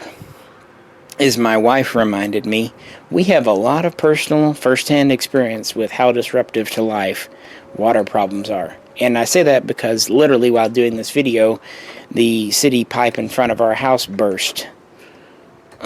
It's about as messy as you can imagine. And in the past, we had a hot water tank burst twice. That's why we now have a tankless hot water heater, because I said I'm not going through it a third time, and that was 2 different houses. Anyway, I digress. We know water. It sucks. So I completely could believe that a burst water pipe would cause a delay in tabulation. Did it happen, though? Or is this just a cover so that people could come in and do things? Well, according to county officials there, it happened about 6:07 in the morning. The issue was reported, and it was next to one of the rooms at the State Farm Arena. You can Google that, State Farm Arena, Georgia, 6:07, November 3rd, and see that, I think it was the 3rd, it might have been the 4th. Anyway, I'm cold and tired. You can Google, you can follow it up for yourself. I don't want to put words in anyone's mouth, but the county officials claim that this indeed happened. Repair teams were called in to fix the leak, and because you had basically unsecured people coming in from the outside, all the voting stuff had to be packed up and sealed and could not be, tabulated while other people were in the room. Plus, they're in the room fixing things, so you wouldn't want them there anyway. It goes on to say that repairs took about 2 hours, so they were done about 8 a.m., and the counting resumed, and according again to the county, no machines were damaged and no ballots were damaged by the water. Now, you can say this didn't happen, it's just all a complete forgery, but there are the facts according to the state of Georgia. And there's no real evidence to the contrary that it didn't happen, aside from just speculative statements and what have you. So, Georgia, we have our mandatory recount, worked out okay. So, certification began on November 20th. And at this time, Donald Trump, in a tweet, said that Kemp and Raffensperger were, quote, enemies of the people. That's just what he said in a tweet. Of course, the Georgia government would fire back saying that they looked for signs of malfeasance, fraud. They did not find any. However, they said that an investigation was ongoing to look into any allegations, any cases. But they just didn't find anything. I believe, and I could be wrong on this, if I am, I apologize, that Kemp even said, look, I voted for the president twice. I wanted him to win, but I didn't find anything that would keep me from certifying the vote. Nevertheless, the Trump campaign, I'm going to say required. I don't want to say demanded, but I don't want to say requested, because they were completely within their rights. They required a recount, so a third counting of the votes, which is ongoing when I'm recording this. It may be concluded by the time I put it up. Which is funny, though, because even then, in various press conferences, Giuliani and Trump say that they can do it, which costs taxpayer money, but it won't reveal anything because the signature envelopes are separated from the voting ballots, which is true, which I explained earlier, is just how it works and how it has to be to keep people's decisions confidential. So I do have to ask, if they don't have any faith in this third counting of the votes, why waste taxpayers' time and money? I do get a little cranky. You can tell I'm very much a fiscal conservative. I get cranky when taxpayer money is wasted. Check out my F-35 Lightning video if you want to hear me rail on about that. So at this time, it looks like, even though he's a Democrat, and even though it was a close-run thing, Georgia, the electors, are Biden's. And this is with a pretty heavily Republican government there. And I'm not even touching on the two senatorial runoffs that will be occurring on January 5th. By the way, just this thing, if you're a Georgian citizen, please vote. I know runoffs don't usually get a lot of votes, a lot of turnout. It's important, please vote. And if you're a Democrat, please vote too. I think it's important to let an accurate voice be heard in January from either side. But yeah, it's a pretty pro-Republican state. And that's not even touching on more recent events about the so-called smoking gun video leaked by sources purported friendly to QAnon. But I think I'll talk about that in another section. I'm trying to be very factual and also kind of share the data as I came to it during my own process. And with that, let's move to our sixth and final battleground state. Saving the last, certainly most colorful battleground state for last. Michigan. And actually, this wasn't supposed to even be a battleground state, at least not according to polls and expert analysis. Actually, Biden was expected to win very handily, but Trump surprised him. In fact, not only did he perform better than expected, he had an early victory thanks to in-place voting versus mail-in, and also just on how the counting system worked out. The official record shows Joe Biden winning Michigan by 154,000 votes. Maybe not as big as they were hoping for, but certainly a solid six-figure, and you would think pretty hard to contest. It's going to be hard to overturn that many votes. But this race has actually become one of the most heated. So, let's back up a bit. Officials in Michigan knew that there would be a lot of scrutiny and that this would be a hotly contested system. That's because, of course, Detroit is in Michigan, Wayne County, and this has been a thorn in Republican sides all throughout the 20th century and into the 21st. this is a more liberal area. It's also more minorities. It's never gone well for Republicans. So to help combat this, they asked Christopher Thomas to come out of retirement to be the chief election administrator, the official essentially under the Secretary of State, to make sure the election was conducted transparently and fairly. He agreed, and this was a decision that both sides, Democrat and Republican, applauded, because he has a reputation for being fair and honest, and he had worked successfully under both Democrats and Republicans. And so he did everything he thought he could to make everything flow smoothly, efficiently, and accurately. And it obviously wasn't enough to allay suspicions. Where to begin with Michigan? Well, there have been a few cases come up. Let's talk about the one saying that Republican poll watchers were not allowed in at the TCF, the Central Counting Center in Wayne County.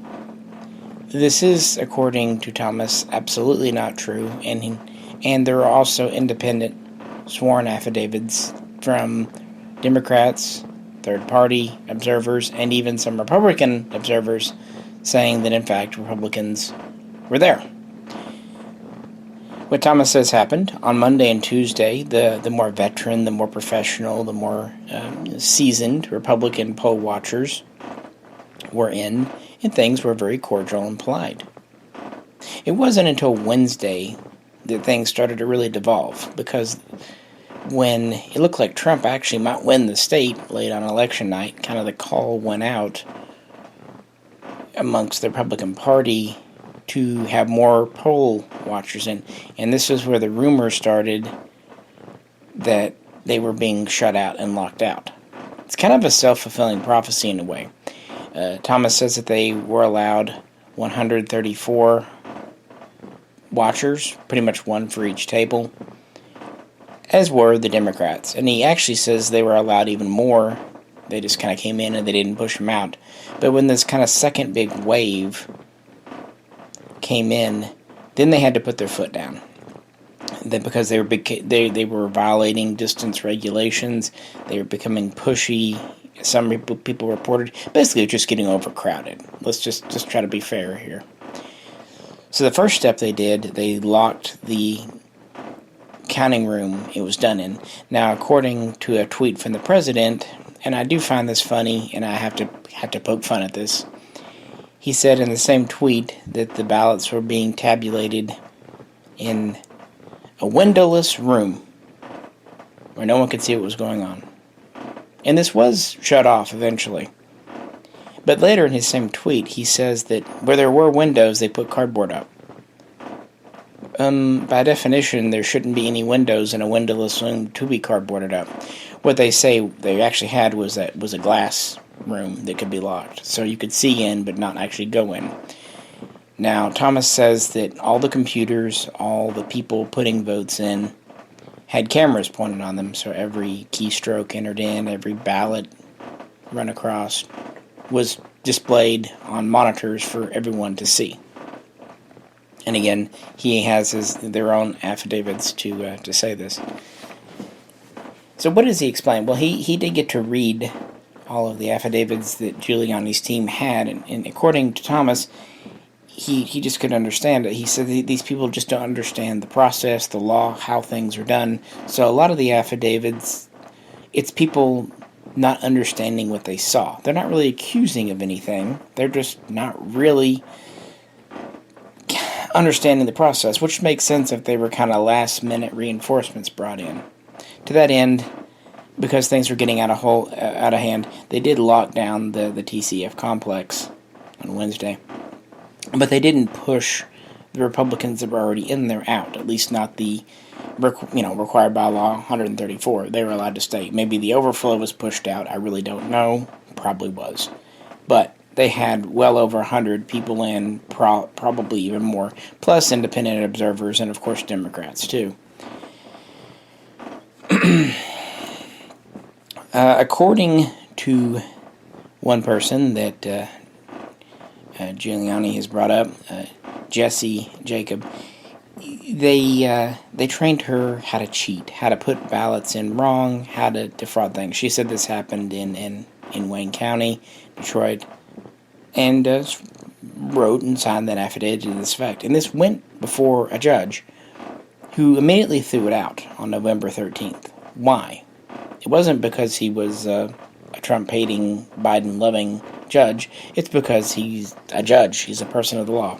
He pointed out quite correctly, and you can read this in the affidavit, that while she has allegations of corruption and cheating, she doesn't give any specifics. There's no specificity. She doesn't tell the date or dates she was trained how to cheat. She doesn't say who trained her. She doesn't even say where this training took place.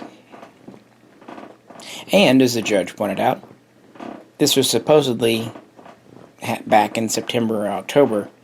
If this did happen, if she was told to cheat, she did not come forward. She did not report the supervisor or whoever told her to do it. In fact, she didn't even report it on Election Day. She actually only came forward after Biden had started to lead Trump in the state. That's pretty suspicious and honestly not how the law works. Even if something really did happen, you don't wait to see if your guy is going to win anyway and then come around. No, you tell about dishonesty right out of the gate. So he threw her case out, and this was held up by an appellate court who actually featured two very conservative judges. So this testimony just didn't really hold water. Another testimony, the one that's kind of come more into light now than when it happened, was Melissa Caron. She originally said that around 4 a.m. vans pulled up and the poll workers thought it was food, so they all ran out to get food. Now, Caron was basically a hired gun, a temporary IT helper for Dominion Systems. So not a permanent employee, just someone brought on to handle the election. That's her credentials. But she basically makes it sound like they all ran out, and then they were disappointed when they got there, and there wasn't food in the vans. Instead, there were ballots. Now, I have one thing to say before I move on there. I'm not sure, and I could be wrong, but if people are being monitored, counting ballots, doing professional government stuff, I don't think you can just up and leave your desk to run out to look at a van. I'm pretty sure security's tighter than that, but maybe I'm totally wrong. Let me know. Anyway, yes, there were vans with ballots because they were expected. This was the last major batch shipped over to the Central Counting Center. In fact, Thomas had been expecting them. He was on the phone about 3:30 that morning. He was told that the last batch was coming. And what they do to make sure that no one removes or inserts ballots during the time they leave one place, one satellite location coming to the center, they let him know the numbers. They told him there would be 45 trays, which are basically giant Tupperware totes, with 300 or so ballots in each, and he should expect about 13 to 14,000 coming in. This is supposed to be the last major batch coming in. So yeah, he writes all this down, and it seems like they get there around 4:30. So that's what was in the vans. And Thomas, of course, looked at his numbers and counted everything, and lo and behold, there were 45 trays with, 14,000 ballots in them. So they were put in, ready to be sorted and counted. This is what happens. At this point, like I said, a lot of counting had come in from more rural areas, more Republican areas. But while Trump is still leading at 3, 4 in the morning, one problem with that.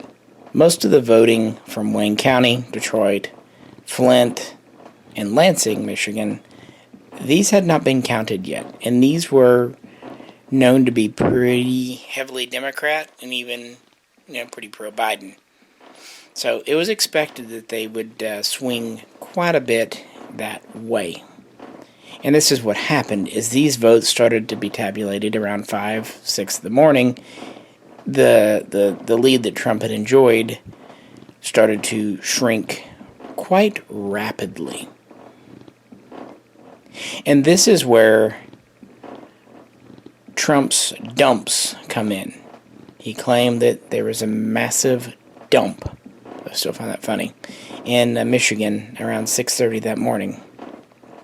And this was supported by people like Carone, who said that they magically found 30,000 ballots. Now, this was a rumor. The poll, amongst the poll watchers, when the last batch came in that Thomas certified, a rumor started that between 30 and 38,000 ballots had come in. Much larger number than anticipated, and this kind of carried on. Who knows where it started, why it started, but it doesn't seem to be supported by any facts that I could find. And this was kind of further expanded by some to say that they found 100,000 and then hundreds of thousands of ballots out of nowhere.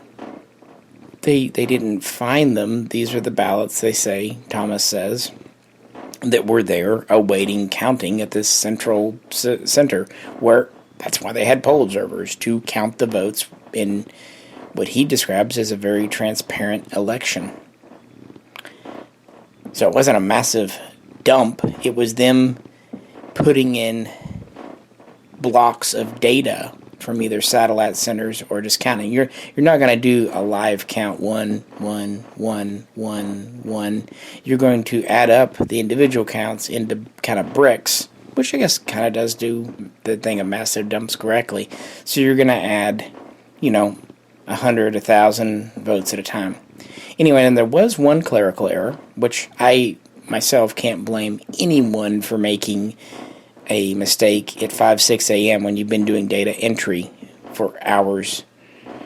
Anyone who's worked at a computer forever, especially under tight scrutiny and under a lot of pressure, you make mistakes. And they admitted it. There was an honest mistake, they say, again under Thomas, that from a small rural county, I think it was up north, that had under 17,000 votes, that Trump was winning it by about 3,000 votes.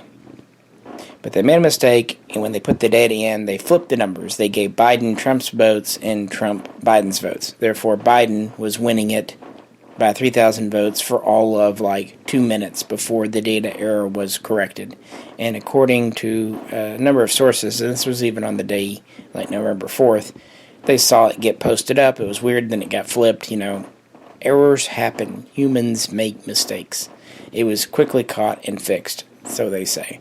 Nevertheless, this seems to have led to some allegations that the governor was involved and there was some kind of scandal and payoff, even though ultimately it benefited Trump.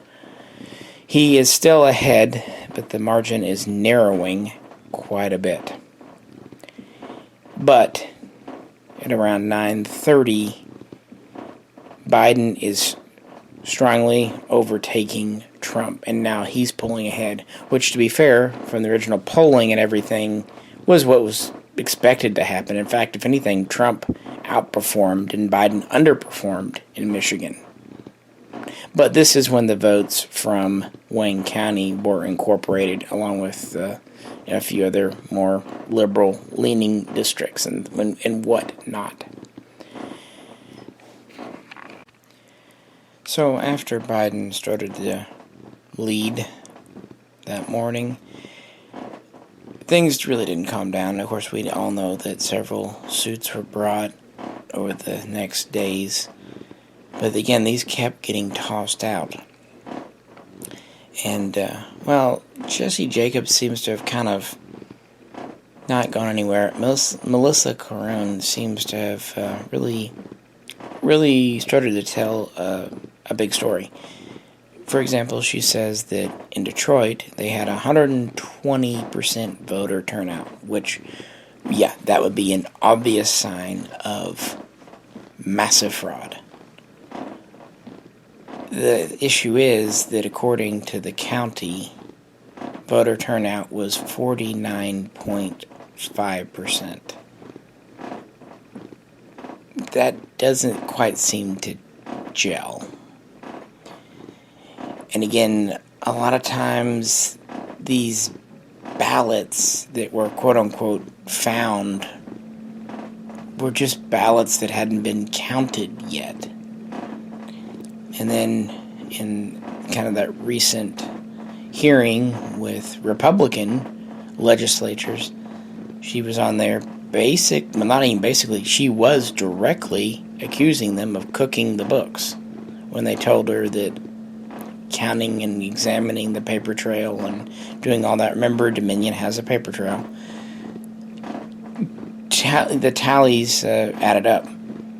I cannot even describe her stage presence, let's say. If you have not watched Ms. Carone, I suggest you just go watch her interaction with Republican legislators that were there at a hearing just recently about misconduct in this election. Again, Christopher Thomas seems to be a very credible administrator, at least upon my small research. And the Republicans in government there don't seem to have found much of anything, but they are still listening to cases. But more importantly, judges have categorically not even let these go, of course, to trial. They've just thrown them out of court, dismissed them, because they claim that the affidavits just don't hold any weight. They point out that the testimony there is quite damning, and fraud is huge and serious, but to back up such a huge claim, especially for the number of votes we're talking about in Michigan, I mean, our other states like Arizona and Georgia, yeah, you could say, 15,000, but you're talking about you would need 300,000 votes in Michigan to overturn the election. So pretty massive claim, and they just say that the affidavits, they either don't really say much. It was more of it could happen thing, like I said at the beginning of the video with Dominion, that there could have been a breach, there was room for it, not so much that there was. Or if they even say there was fraud, they don't say who did it. The way the law works, you have to kind of specify that this was the crime and this was the perpetrator. You can't give some nebulous general thing. At least that's not really how things go in court here. You know what, you can read the affidavits for yourself. Many of them are online and judge for yourself. But I did, and I see where the judges are coming from. And these are pretty conservative judges, at least some of the time. And they can't find much of grounds to let these pursue. So they are being tossed out of court left and right in Michigan.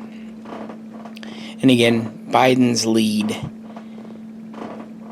is quite great. To have a lead of that magnitude overturned would definitely be a first in American history.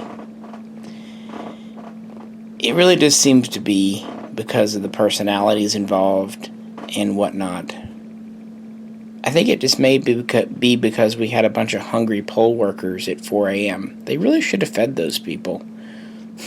I still have this funny image in my head about they're all working hard, they're at computers, they're making small mistakes, and they're all just like, I don't know, dreaming of McRibs or something. So, yeah, feed your workers. It makes for a much happier, more productive workforce. But yeah, in conclusion with Michigan, they're just, according to Thomas, it was clean, and he thinks a lot of the affidavits that are there are because people didn't understand the process, or, as he points out, a lot of the second wave of people were told there was cheating going on, so they came in looking for cheating, and of course they found what they were looking for. That's kind of how us humans tend to work. But as he points out, yes, Giuliani, his team, has several affidavits, but there are other affidavits from other parties that kind of balance the scales on those. Which to believe? Well, the evidence that seems to be circumstantial at best at this time. Again, I'm recording these at different times, and things could always change. But it doesn't seem likely in Michigan. With that, let's move on. Alright, so we've gotten through the states. All 6 of the battleground states have certified their votes. There are some outstanding cases still. Some states that have not certified, but these are not where there are disputes, either in court or on the vote. So it's really just a formality. Some of them take a long time to certify, and some will certify for Trump. While kind of looking into various things, there were several names, groups, events, even memes that popped up that I was curious about and I looked into. So now let's kind of look at some of those. And just to kind of be a little more light-hearted, let's talk about the Sleepy Joe video.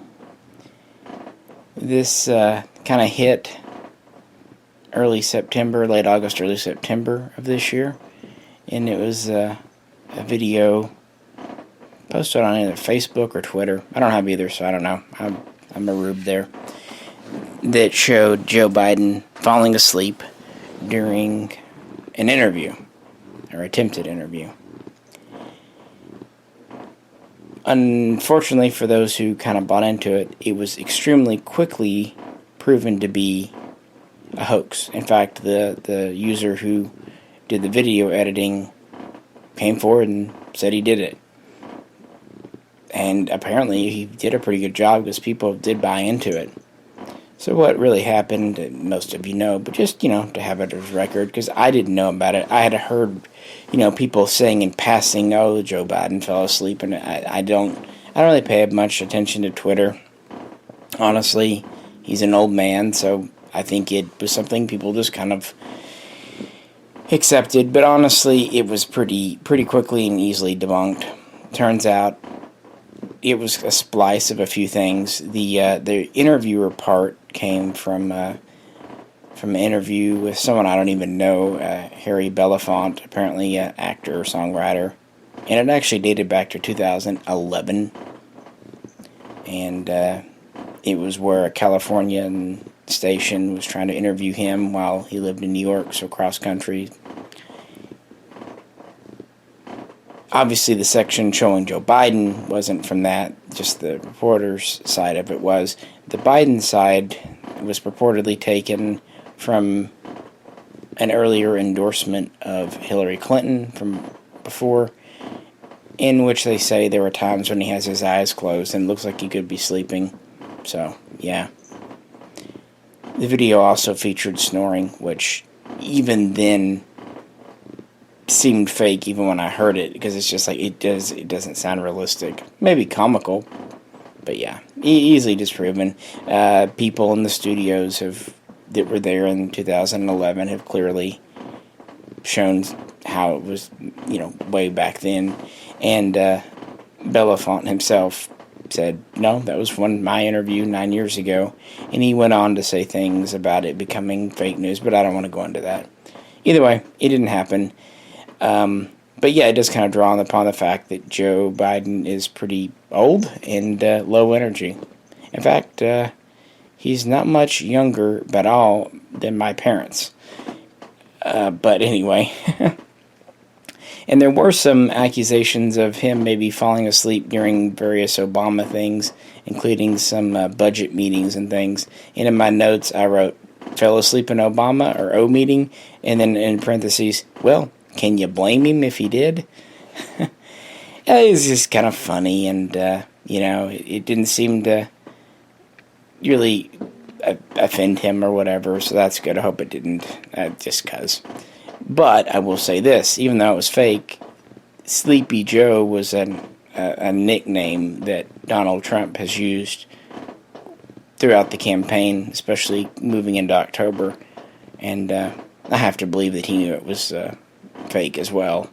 But, that's politics for you. Trump, even in 2016, his tactic was to try to find a chink in someone's armor, an insecurity, and exploit it. But this is a very well-known common tactic in politics and business and others. So it's one of those things you have, if you're going to play the game, yeah. But with that, let's move on to something more serious, but also very interesting. And now we come to the Kraken and Sidney Powell, which sounds like a bizarre rock ballad. Anyway, this really came to be on November 19. That was the press conference or hearing, whichever you'd like to consider it, with Rudy Giuliani and this newcomer, Sidney Powell, in the back. We hadn't really seen her before, and Giuliani had done an earlier press conference at the Four Seasons Lawn Care. A lot of jokes were made about the Four Seasons Hotel versus this. I'm not going to go there. And while Trump was fighting the election already on number 4, early on it was mostly campaign lawyers and Republican lawyers themselves, RNC lawyers. It was really this week of the November 15th that Rudy Giuliani kind of came on board as Trump's main man, kind of personal lawyer, I guess. And he made several statements and several claims. And I watched that in its entirety. And I certainly took notice. My thought was, if anything he says is true, if even a tenth of it, this needs to be known. What's going on here? How could this happen? What's up? I can't say it exactly got me involved. I was interested from before. That's really when I started digging pretty obsessively, looking at whatever I could find. It's also about when I expanded my kind of news. Like I said at the beginning, I was kind of mostly relying on Fox and CNN, going elsewhere and whatnot. But that's when I started adding more things. And yes, I even started listening to MSNBC. You're welcome. And I really had not listened to much Newsmax. And I really didn't listen, and still haven't listened to a whole lot of AON. It seems like Newsmax just seems to have the stories that I was searching for. But I did, listen to a couple of dozen AON pieces as well. Sincerely wanting. Because my attitude here with the way the media is now, you have to pretty much take it all, blend it together, and maybe you'll get a facsimile of the news. So, we know a lot of what Rudy Giuliani spoke with, because it was featured in a lot of the states' things, about mail-in. He seemed to really be focusing on the mail-in, the absentee voting. Also, the ballots coming in at night. Sidney Powell, however, had a different focus. And she did something early on, and I don't think she's still doing it. It really did kind of drive me crazy. She called it the Dominion Smartmatic machines. Or she'd say the Dominion machines with Smartmatic software. This was so easily wrong, provable wrong. But, honest mistakes. I get it. This is all new to me too, so whatever. But it did irritate me when I heard that. That was her deal, was the voting machines. And she claimed that there was so much, and she did mention Hugo Chavez, which I think we knew that was maybe a bridge too far. And she did bring in collusion with Cuba, Venezuela, China, communists, kind of spreading it a little thin. But that was her shtick. But she claimed to have a great deal of evidence that she was putting together, collating. One of her famous quotes from this time period was, "It was coming in so fast, it was coming in like through a fire hose." Okay, great. It takes time to collate information, especially near a holiday. I get that. COVID especially. So, give her the benefit of that. Let her put time together. Who is this person, though? And where did she come from on this team? Well, I don't want to go into her biography here and now, but her early career was quite remarkable. She was an early graduate from college, law school, had early success as a prosecutor in Texas. Did a lot of good in the 80s, honestly. But then she kind of went into private practice. She had a couple of divorces. Life takes its toll. And in her words, she became disillusioned. With what? Well, early on, she was pretty staunchly a Democrat. It wasn't until the 90s or 2000s that she started to go the other way. Lord knows what she saw on the inside. I mean, that was the era of Clinton and everything. So it really wasn't until 2004, 2005 that she became more conservative-leaning, more Republican-leaning. And several events happened. She had several cases we can talk about later. I want to zoom forward. In 2014, she wrote a book called License to Lie, which purported to expose fraud and behind-the-scenes dealings and just corruption in the Justice Department and other legal circles. That's fine. I mean, you can do that. However, she was also accused by a few people, judges and whatnot, of kind of making vague claims, spurious claims, or just stretching, or trying to connect things that were not necessarily connected. I'm just saying what people, commented on her at the time. Okay, so we're starting to see maybe what's going on, how she acquits herself. And then in 2015, she did make kind of a funny statement. She thought that her book sales were not doing as well because Amazon, other online vendors, were suppressing the sale of the book, showing it out of stock when they actually had some. And she even said that some in Congress were helping to suppress her book. I don't think so. Anytime you turn on the TV, whatever pundit, politician, whatever's on, they're always hawking their new book. So books are a dime a dozen. I'm not saying it's a bad thing, but yeah, I doubt they took notice. Now, she did start writing kind of op-ed pieces for the New York Observer, which was owned by Jared Kushner, although both he and Powell agreed that at this time, 2015, 2016, they had no relation. She just wrote for his paper. But it did kind of get her in the door and kind of on the radar, if maybe the edge. It was in 2017, once Mueller was appointed, the whole Russian collusion thing, and some of his hires, that she sent a tweet to Trump and was retweeted and kind of was known by that group. And then Newt Gingrich essentially endorsed her book a short time later, saying that it had a lot to teach and so on and so forth. So by 2018, she's a rising star in the Republican Party. 2019, she ends up being Michael Flynn's attorney. He had pled guilty, then he wanted to reverse it. She did some things. Yeah, that's the whole thing there. This is also about the first time she, as far as I know, and I could be wrong, had contact with William Barr. So that gets us up to 2019 and moving into 20. So how did she get involved with the campaign? Well, campaign lawyers say that she wasn't there originally, before the election or during the first few days. They say, quote, she showed up a couple of days later and was just kind of hanging out. And, people knew her. It's like, oh, yeah, they probably pointed out, that's so-and-so. Let her stay, whatever. So she was there, and she purported to bring her own evidence. And, there's lots of suits going on and all this. That she's definitely not the only lawyer bringing suits that would be in the Trump camp. Lots of so-and-so versus this. So that's fine. And then she appears on this conference on the 19th.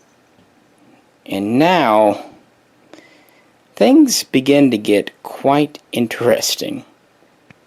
This is when there seems to start to be a schism between the original campaign lawyers and this new team, the elite strike team, as they've called themselves, working more directly for the president, Donald Trump. According to sources, they saw what Sidney Powell was saying. I mean, we all did. I think it might have been a surprise to some of them, but this idea of international collusion would definitely have widespread implications if true. And several on the team asked for her evidence. Two of them that have come forward, just basically, saying this, were Justin Clark and Matt Morgan. And they say that they asked her for evidence, and she didn't give them any. She just basically said, "It's coming, I can't share it now." Other reports say that she might have shared some, but they didn't find it conclusive. But their exact quote was that she didn't share any evidence. So based on that, they advised everyone just to not go forward with the Dominion systems theory because there just wasn't enough evidence. Now, the counter to this, and one that was used during several press conferences on the 19th and later, was that, hey, this is a public forum. We don't want to show you all of our evidence here. That is sound legal advice and a good strategy. Show a little bit just to, show you have something. Okay, that makes perfect sense. But the part that doesn't make sense, not sharing the advice with other lawyers that have Donald Trump's and the Republican Party's best interest at heart. They are under oath. They have client confidentiality. They could see the evidence, maybe give a second opinion, maybe help go through it all, do whatever. They can help is basically the thing, and there's no risk. They're already sworn. They're already taking money, so there's no risk in sharing with them. Yet Sidney Powell continues not to give them anything, saying it's coming, and this is when the release the Kraken meme kind of starts. And everyone, I'm not even going to tell you what that is because you probably know more than I do. The thing from the Titans in the 80s. And yeah, kind of, I honestly thought it was always an H.P. Lovecraft monster, which it does seem to sound like. But anyway, it's an internet thing. Hey, at 65 years old, at least she knows how to tweet and get on the internet, right? So there's starting to be this split. And things start to get a little heated right before Thanksgiving. Now, there was that thing on Tucker Carlson, who I'd actually... Anyway. But he's definitely doesn't... And even he said that, he asked her for some of the proof. And according to Carlson, that, she said she can't release it. And he asked if she could... And she's told them not to continue contacting her. Which is odd because his show would presumably be a sympathetic forum for this. I'm just saying, it's just a little unusual to isolate Tucker Carlson. Even if some people say the Fox News is too centrist or even left for their taste, I don't think many people would accuse him of that. At least not then. I guess there's still Lou Dobbs, but anyway... A little unusual. This is about the time that Geraldo Rivera, a longtime friend and supporter of Trump, started to kind of voice some doubts as well. Not in Trump, maybe directly, but in this claim of the Kraken coming. But she kept saying, hold up, and we'll have it out. Now, I will give credit. She said they'd have it out by Wednesday, and she did. She got it out late Wednesday, and it was a big one. And she did what she said. She was first going to go at Georgia and then pretty much simultaneously in Michigan. And she filed massive documents, suits, over 100 pages in the Georgia case and over 70 pages in the Michigan case. And she kind of put a preview on her website Wednesday and then officially filed them the day after Thanksgiving. Okay? A lot of people immediately jumped on her for the typos, the spelling, grammatical mistakes. I am not going to judge her for typos and spelling. That's never been my strong suit, never will be. So let it go. You know, it was obviously done in a hurry to get it out on a timely manner. Time is of the essence. What was the contents? Well, while there were some new allegations, it was mostly the same stuff revolving around Dominion. Some of this stuff had seemingly been debunked by this point, around Thanksgiving. Now that's okay. If it's debunked, what you do is you say, this is the evidence. My opponent says, no, it's not true. And then you can come back and go, no, actually my opponent's wrong. Their debunking is debunkable, and you debunk them. But interestingly, that's not what happened. She didn't go after the debunkers or the debunkers' evidence. She just kind of ignored it. And it was this big hype. It was supposed to be the changing of everything. People were anticipating it, myself included. I was very interested to read what was there. And most of us were very let down, typos aside. Because it really was 90% plus of everything we'd already heard, and the evidence was not really very strong. Much like more than 3 judges had accused her of in her past, it seemed a little far-reaching, vague, and jumping to conclusions in a lot of instances. Maybe good theories, but theories without supporting hardcore evidence, they certainly don't hold up in court well. Even in public, they draw a lot of attention, but in court, you need facts. And the thing to remember, Giuliani and Powell have affidavits, but those are just statements from individuals. They can or cannot be evidence in a court at a judge's discretion. And even though they had a lot of affidavits, many of them were not even seen in court because they were just ruled to be irrelevant or speculation or hearsay or confused. Other people did pull theirs. They definitely went for a quantity over quality, and unfortunately this ended up hurting them as scrutiny was applied. And the same thing seems to happen with Powell's Kraken. These are 2 very large documents. Typically, suits like this are much shorter.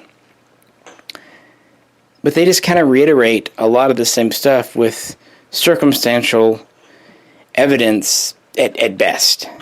And so yeah, ever since they dropped on the 27th, there hasn't been much. I was looking around into December, and there wasn't really much about the status of the cases. And with Michigan and Georgia certified now, I'm not even sure there's much standing left for the cases to exist. They may just be summarily thrown out, because if the grievance is no longer valid or rectifiable, then kind of by definition it's useless, because, you know, this is how we avoid frivolous lawsuits that waste time and money in the courts. If a lawsuit can't really do anything, it gets tossed out. I don't know. Again, I've tried to keep up with it, but there hasn't been a lot of news, except for an odd thing on December 1st. Sidney Powell's next public event really was when it was released, acknowledged that she was talking with Ron Watkins, son of Jim Watkins, basically founders and controllers of 8kun, formerly 8chan, formerly 4chan. Of those 3 websites, I only recognize one. I'm old. I definitely remember 4chan, and 8chan was an outgrowth of it, and that led to 8kun. I follow that. And this is where QAnon got started, which is a thing. A very crazy thing. It's as if they saw Antifa and said, we want that too. QAnon began with a poster Q purporting to be a high-ranking, high-clearance government agent with all this great information. He started posting on the anonymous website in 2017, just like you would expect on 4chan, 8chan, all that. That if you've ever been, their stuff, yeah. And of course the claims got bigger and bigger. And the first real evidence that the Trump campaign was aware of them was 2018, 2019. And then in August of 2019, the FBI said that they were a potential source of domestic terrorism. And this was unique because this is the first time they really went for an internet conspiracy-minded group. And they didn't just outright say they were. Just like, keep an eye on them. Some of the rhetoric they're saying is pretty incendiary. And it is. What they were saying and are saying is basically that the world is controlled by a secret cabal of Jews, Zionists, Satanists that both fuck children, eat children, drink the blood of children, basically just do horrible things to children, because just saying that gets a lot of people on your side. And how they got Trump on their side. In their mythos, Trump is a Christian, although they admit a flawed one, but he's also their Messiah. He is the one that can lead them out and will kind of start this revolution, this reckoning, this day of judgment that'll bring America back to greatness and expose this international cabal and free the world. And they have no pretense about it being a bloodless, a velvet revolution. Far from it. And people obviously opposed to Trump claim that by October of 2020, he had retweeted hundreds of their posts. I think like 250 or even more of their posts. That could be argued about which posts were really for this QAnon group and all that. But they themselves call him Q+, and again, hold him in great regard. What does Trump feel about them? He basically likes them because they like him, which is his attitude towards a lot of the groups. And generally, that's not a bad thing. I mean, if no one's wronged you, if they say nice things about you, you can like them. That's fine. However, the line has to kind of be drawn somewhere. And what is happening amongst the conspiracy theorists, if they don't like someone, they just, now they're in this international cabal of Satanists. That's just where they pigeonhole anyone that doesn't meet with their approval. Well, Jim, Watkins, and Ron essentially control 8chan, which basically is QAnon's access to the world. Some have even said they are QAnon, but it doesn't seem like this is true. Could be wrong though. Doesn't matter. Sidney Powell started talking with Ron and became kind of associated with him as we move into December. Okay.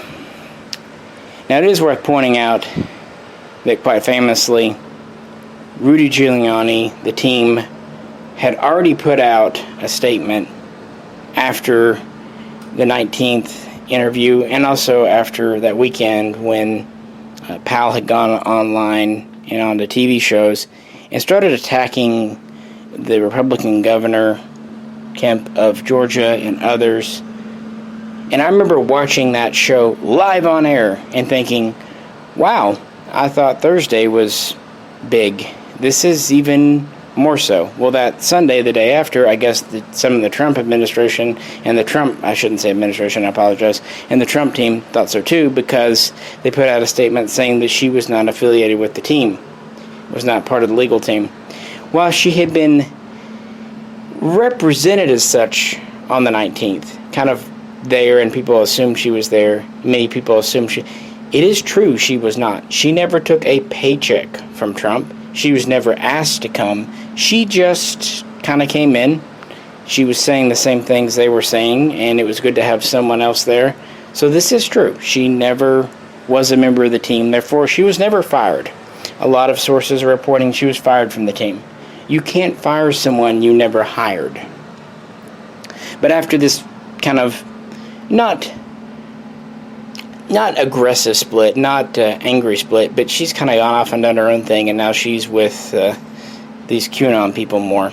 And now, most recently, they've released the smoking gun video, and this has caused a big stir. They claim that it's a video of a Dominion worker influencing the computer system, adding, removing votes via a thumb drive and a laptop. It's just that. It's just someone essentially working in a laptop, plugging in a drive. What is he doing? Well, according to the Secretary of State's office of Georgia, being represented by Gabriel Sterling, he was just simply getting reports off the computer, putting them on to read the reports. Pretty mundane, boring office work. Again, Sterling says that he was just a 20-year-old temp, basically a hired IT person, much like Melissa Caron had been up in Michigan, because they need help. And what he was doing was misconstrued to be something it wasn't. Now, what was he doing? Was he directly influencing the system? Was a 20-year-old recent hire charged with doing this and did it on camera where he could be easily caught? Or was it a recent hire being given boring grunt work on Excel? I don't know. I wasn't there. But which of the two sounds more likely? Just throwing that out there. And then, of course, this has turned into more the QAnon people and other people that believed he was influencing the system, which, if it was true, they could understandably be very outraged. But what's not understandable is their aggression level. If he was guilty of something, that is for the courts, that is for due process. One of the founding principles of this country is innocent till proven guilty. Something I think we all would prefer to keep. Saying they should lock him up is bad, but saying he should be shot or hung is inexcusable. For one thing, they don't know the situation, they don't know the person, they don't know he did the crime, they don't even know there was a crime, at least conclusively, and they're already jumping to summary execution. Even if he did the crime, even if there was one, death would probably not be the penalty. That's not how this works. So it really has blown out of control. It's worth saying that, again, Sterling from the Secretary of State, he, by his own admission, is a lifelong Republican. So this is not a Democrat or an independent. This is a Republican. And he made a very sincere speech on December 1st, running into the 2nd. He's been on things. And regardless, I think it's very noble of him, what he said and did. I do not get a sense that Gabriel Sterling is lying about anything. I think to the best of his ability and knowledge that he's been given, he is telling the truth. And I think he sincerely cares about the individual who is a member of his state and his family, who are citizens of his state's safety. This is an argument that needs to stay just words, not physical. I think most of us can agree with that. But then again, going all the way back to 4chan, this is what 4chan has always done, and QAnon has just made it even more so. So that's why Sidney Powell associating with them and Donald Trump tacitly approving of them, or at least not disapproving of them, is worrisome, to say the least. These are also the people that said to drink industrial bleach to cure COVID. So there's that. I guess they do believe in COVID? I don't know. It's just getting real murky at this point. So with that, as of right now, when I'm recording this early on December 4, there hasn't been any news about the Kraken cases in either Michigan or Georgia since they were filed. And there hasn't been much out of Sidney Powell in the last couple of days. So let's move on. This will be a really good topic for a full black box down the road, especially as I have more time to put my thoughts together and whatnot. But I really felt it interesting to mention news sources. When I was young, I grew up in a newspaper family. And at least the ideals, because of my father being born in the 40s, of that 1950s journalism were taught to me. Basically, when you reported the news, you tried to give it at least a good veneer of being objective. It was the editorials, the op-ed pieces that were there for the scathing political stuff. And trust me, politics in Arkansas in the 60s and 70s had plenty of scathing things. But there was that sense of just report the news. And of course, it's a bit of a myth. I mean, it was never as good as, reality, but it was the ideal. But really, with the advent of 24/7 news networks that had to fill the airwaves, and just with the changing way of things, they started to become, honestly, polarized, and openly so in more recent years. Fox came about in the late 90s, 96, 97, and was an alternative, and it pushed CNN further to the left, and then, of course, MSNBC came on the line, which was even further to the left. Now, I think we know MSNBC in CNN's positions, as well as many others.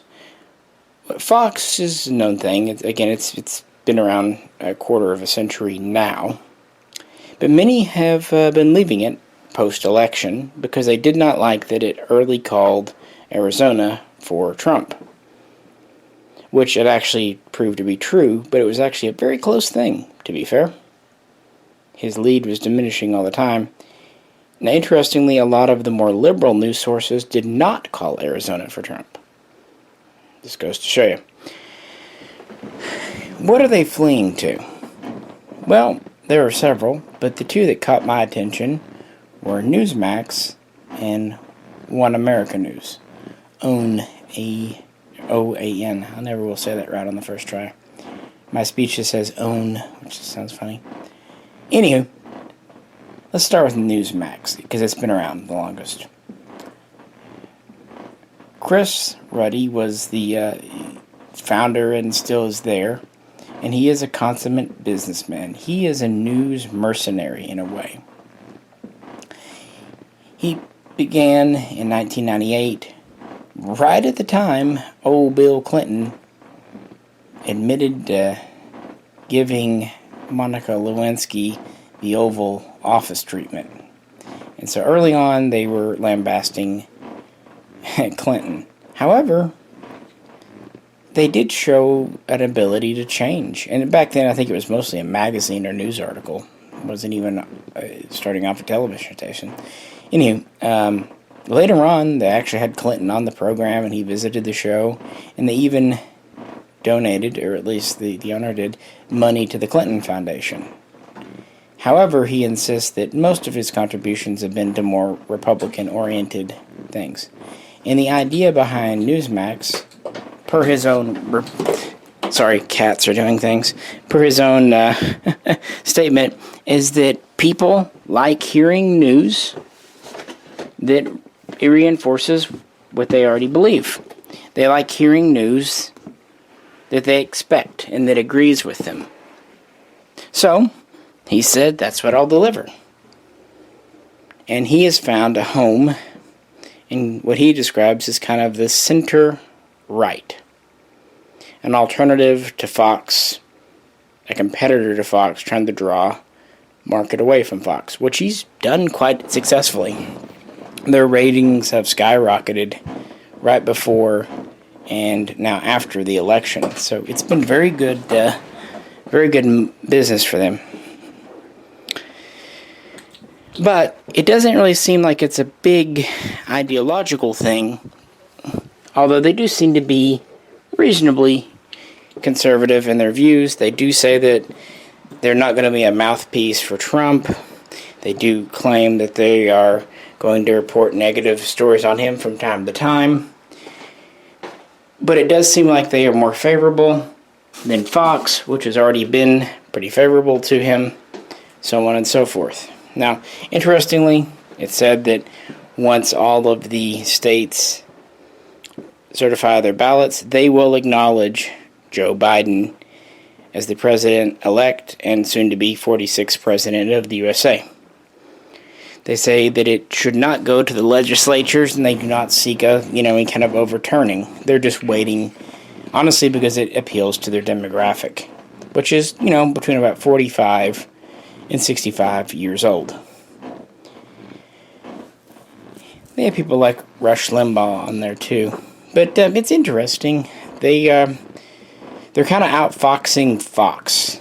But the owner very clearly says, this is a business. I see a need. People want this product. Therefore, I'm going to deliver the product they want. So kind of a McDonald's way of looking at things. Only instead of food, it's news. Unfortunately, you also have to question the underlying motives behind the news. But then again, I can't think of many sources that doesn't go for in 2020. What about OAN? Hey, I got it right that time. It's a much smaller institution. They didn't start up until 2013 and really did not get going until 2015. And this is its big debut after Trump kind of took office in 2017. He likes OAN. He said so. He calls on them a lot. I think the only reason any of us really knew the name is because he calls on them during press meetings. And they reciprocate. They say that they intend to be basically his best friend. They tend to be a very pro-Trump network. They make no bones about this. They're basically wanting to be his cheerleading squad. That's fine, since they are public about it.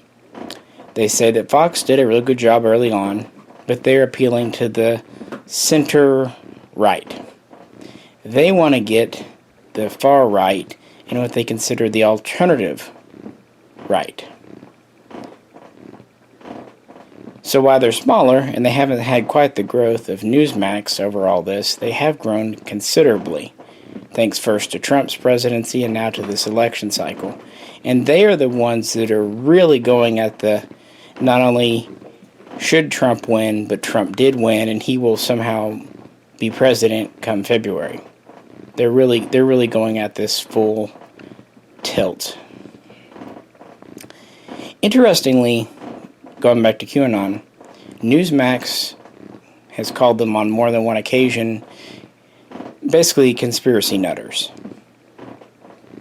or extremist radicals. Of course, they can say one thing and do another. There's nothing against that. People are hypocrites all the time. But One American News tends to, let's say, give a platform to alternative news and perhaps alternative reality.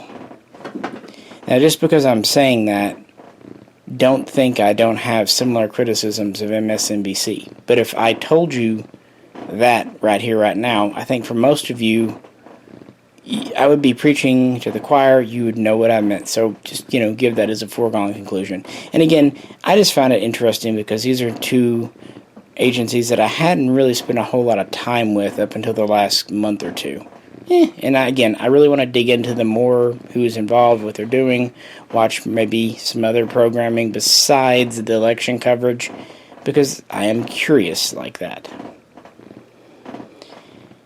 And I do kind of lament the old style of news, but the old days are gone, and this just kind of is where we're at now. And with that, speaking of money, because they are making good money, and they admit it. This has been good. Chris Ruddy says that this year has been very good for Newsmax. In fact, they're turning record profits. But, so be it. Gun sales were also good this year. So, not going to cast stones, Speaking of also good for business, as you know, the Trump campaign has not only been accepting donations since the election, which was a month ago now, they've been very actively campaigning for them. They've been sending out massive email sweeps and saying that they really need support. And this has worked well. And interestingly, they're not getting a lot of bigwig donations.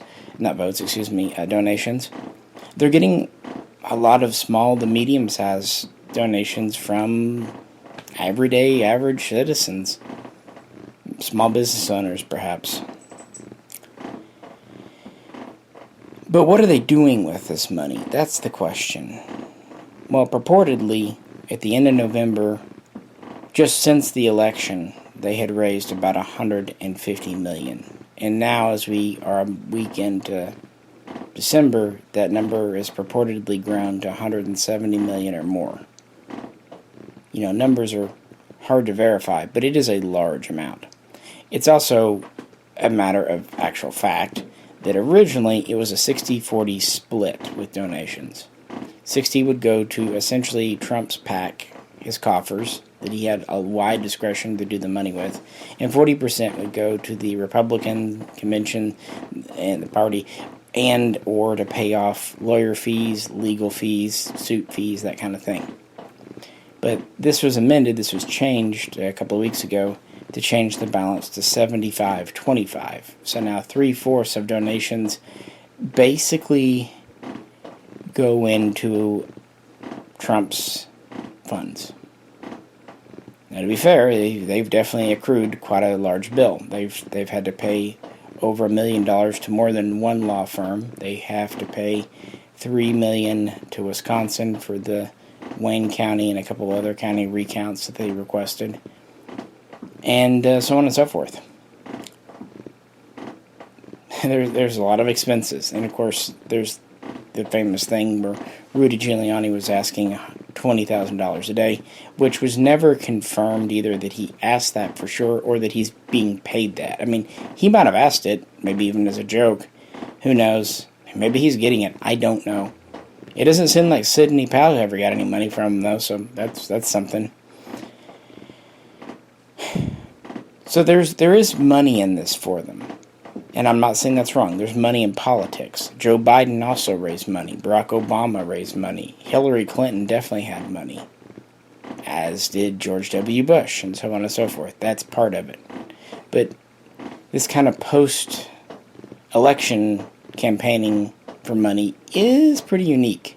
Some campaigns will still take donations for a couple of weeks, maybe a month afterwards, just to pay off outstanding debts or, whatever. But by December, it's pretty much over. And they're still actively seeking it. In fact, they're doing new rallies, new gatherings beginning this coming weekend, and so on and so forth. So we do have that. So I just wanted to point out the money angle, because you really can't forget that when it comes to Donald Trump. He is profiting from this, and that's what people wanted. They wanted a businessman, and he's behaving just like a businessman would in his position. So, with that, we finally draw close to the end of this thing. Rather, to the end of my notes. Alright, and this is kind of the last update, the final section. I'm recording this on the evening of December 5th, so Saturday. I decided to go ahead and wait until the Georgia stuff and just see what was going on, because there wasn't a lot of news on Friday until the evening, and then a few things happened.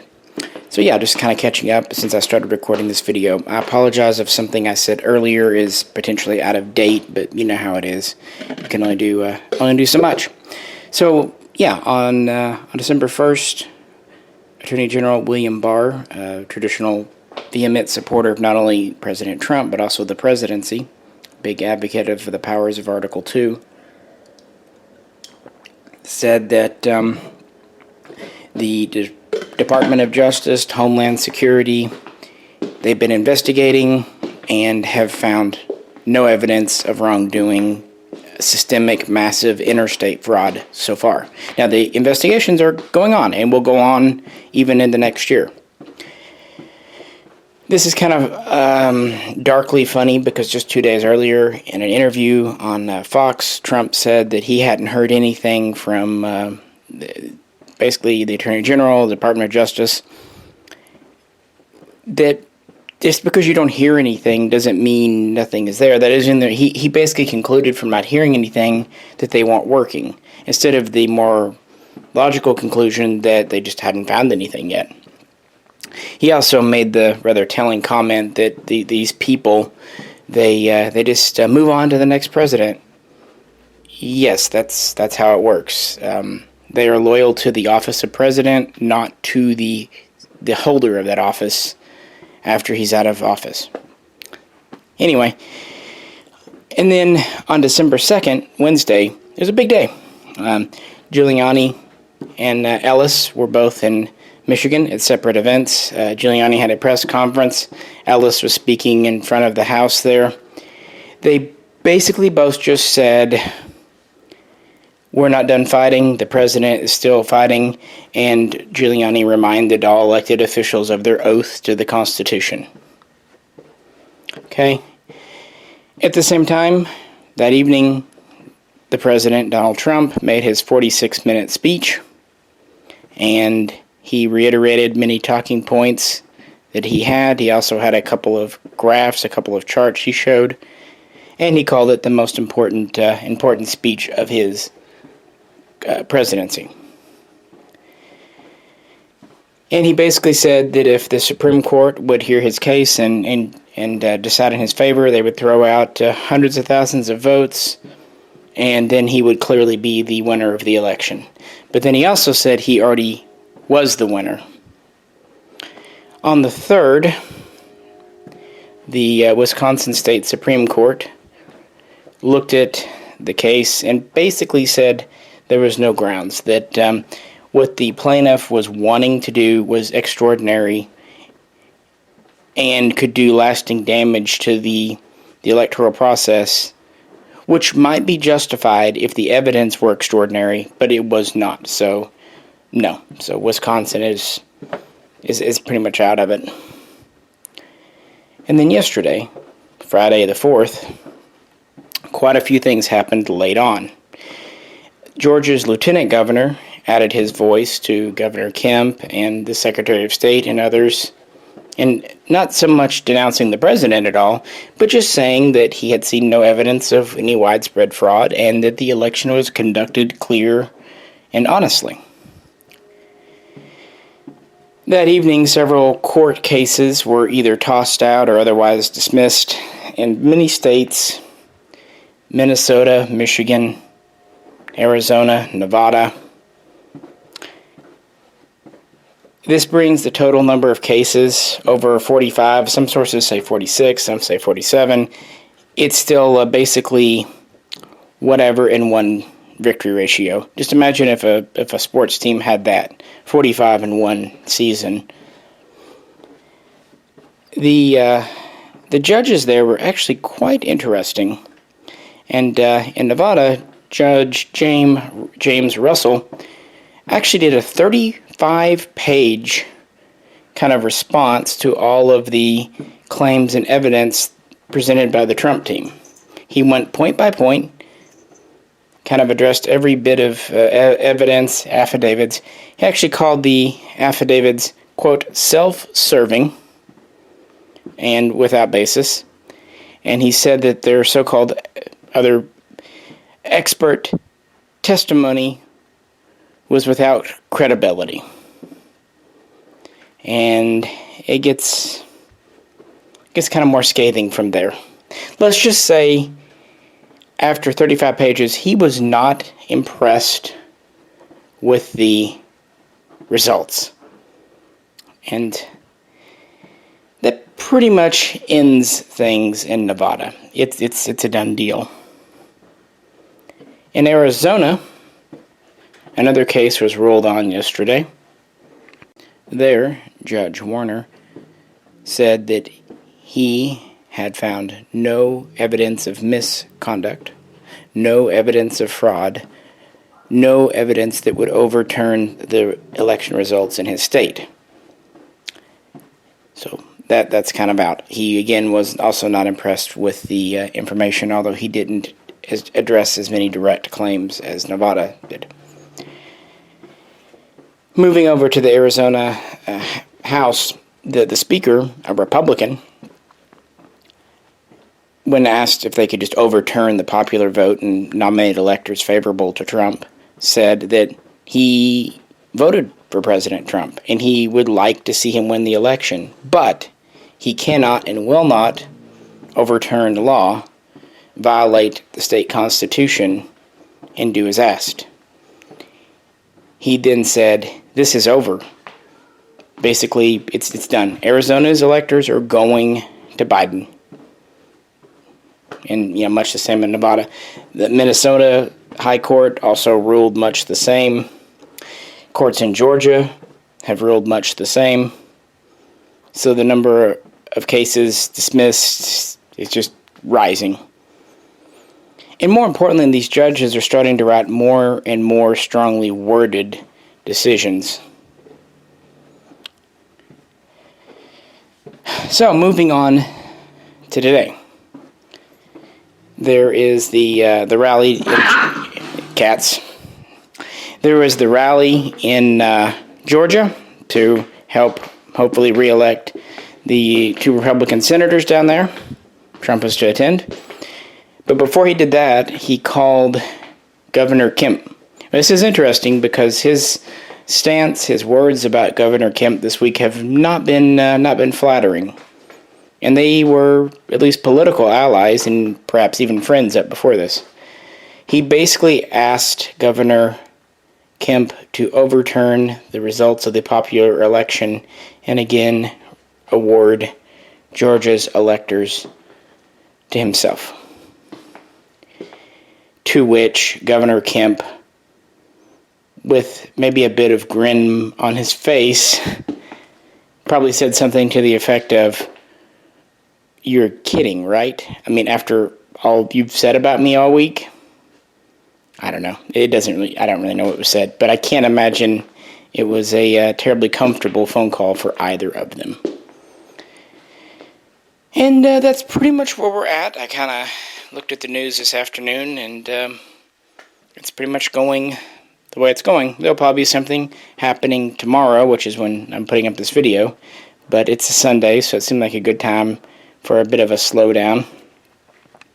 And that is my update. And with that, let's move on to kind of my conclusions after pouring through everything I could find for a month. Well, let's conclude where we began, out on the porch swing. I might do a later video with more conclusion thoughts, but I'm ready to wrap this up, and we're ready to. I've been on this path. I was following the election before, but I really started taking notes, and I noticed on November 19, Giuliani, Ellis, Powell, and others made a lot of very serious allegations and purported to have a lot of very concrete evidence. And I honestly expected maybe the next day there'd be some headline news. But it's kind of stalled out since then. Occasionally another nugget, one more testimony, one more thing will be thrown in. But by and large, if you listen to what they were saying on the 19th, it's the same thing they repeated on the 25th of November during the Kraken papers. And it's even very much the same thing that the president said on December 2nd during his speech. Their arguments haven't really moved, which is interesting because they made claims and people have responded to those claims. They took them seriously. Many judges threw their cases out,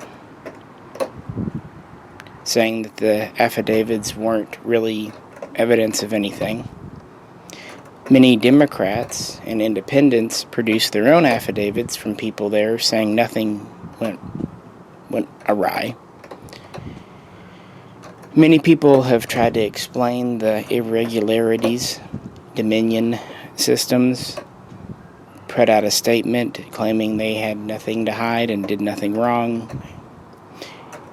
And you would think from there, the next thing they would do would be go with those rebuttals, go with those debunking efforts and tear them apart and then progress forward.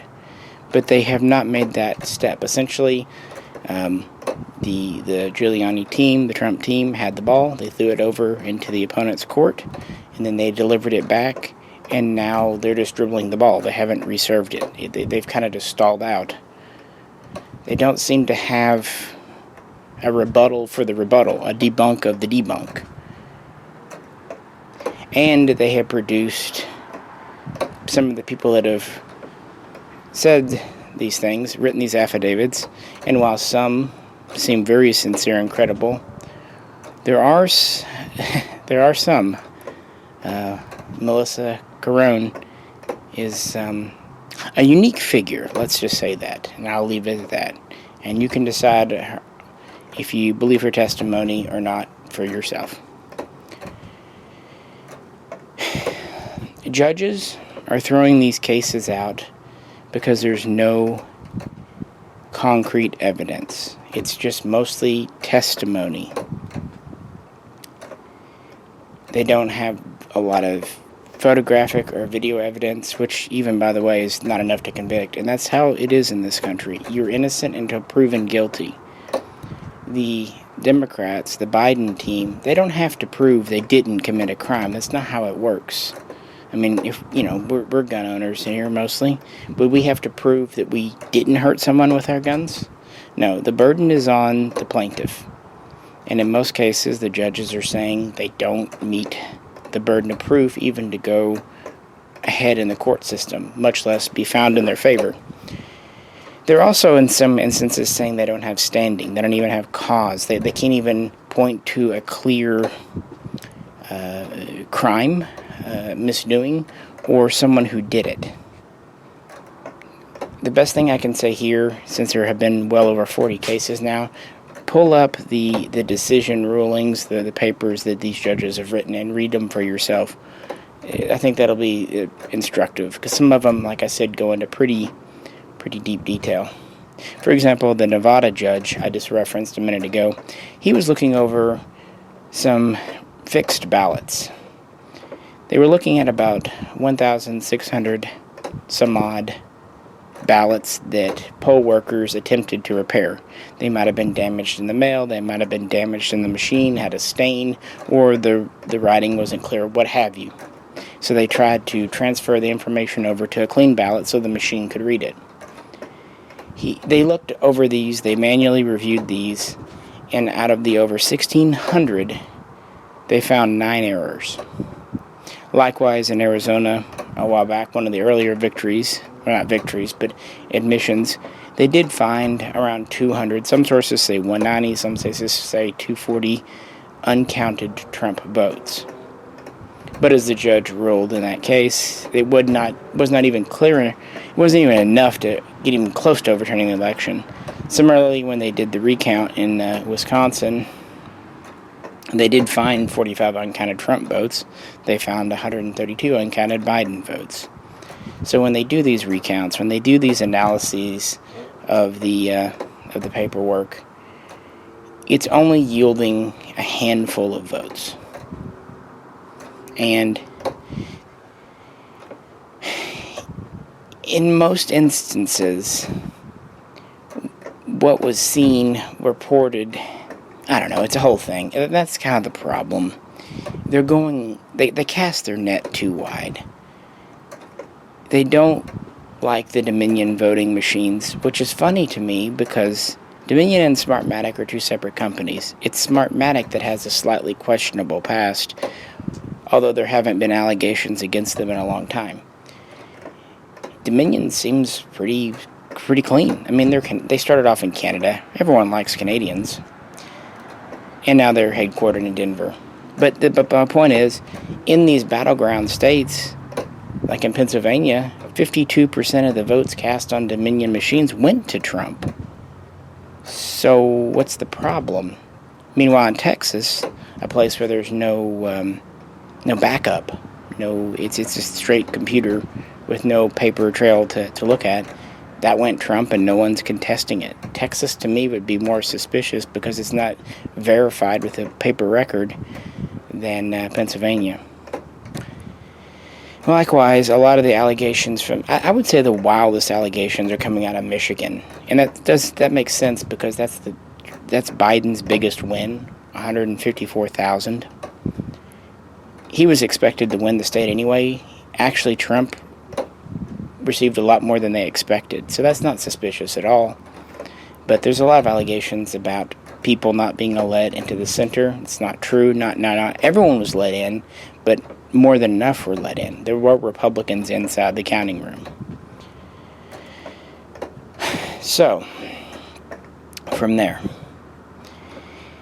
Also, you have to look at, the reports of overvoting. For example, that Ms. Carone reported that 120% voted in Detroit. Well, according to Detroit, it was 49.5. Who do you believe? The city of Detroit or Melissa Carone?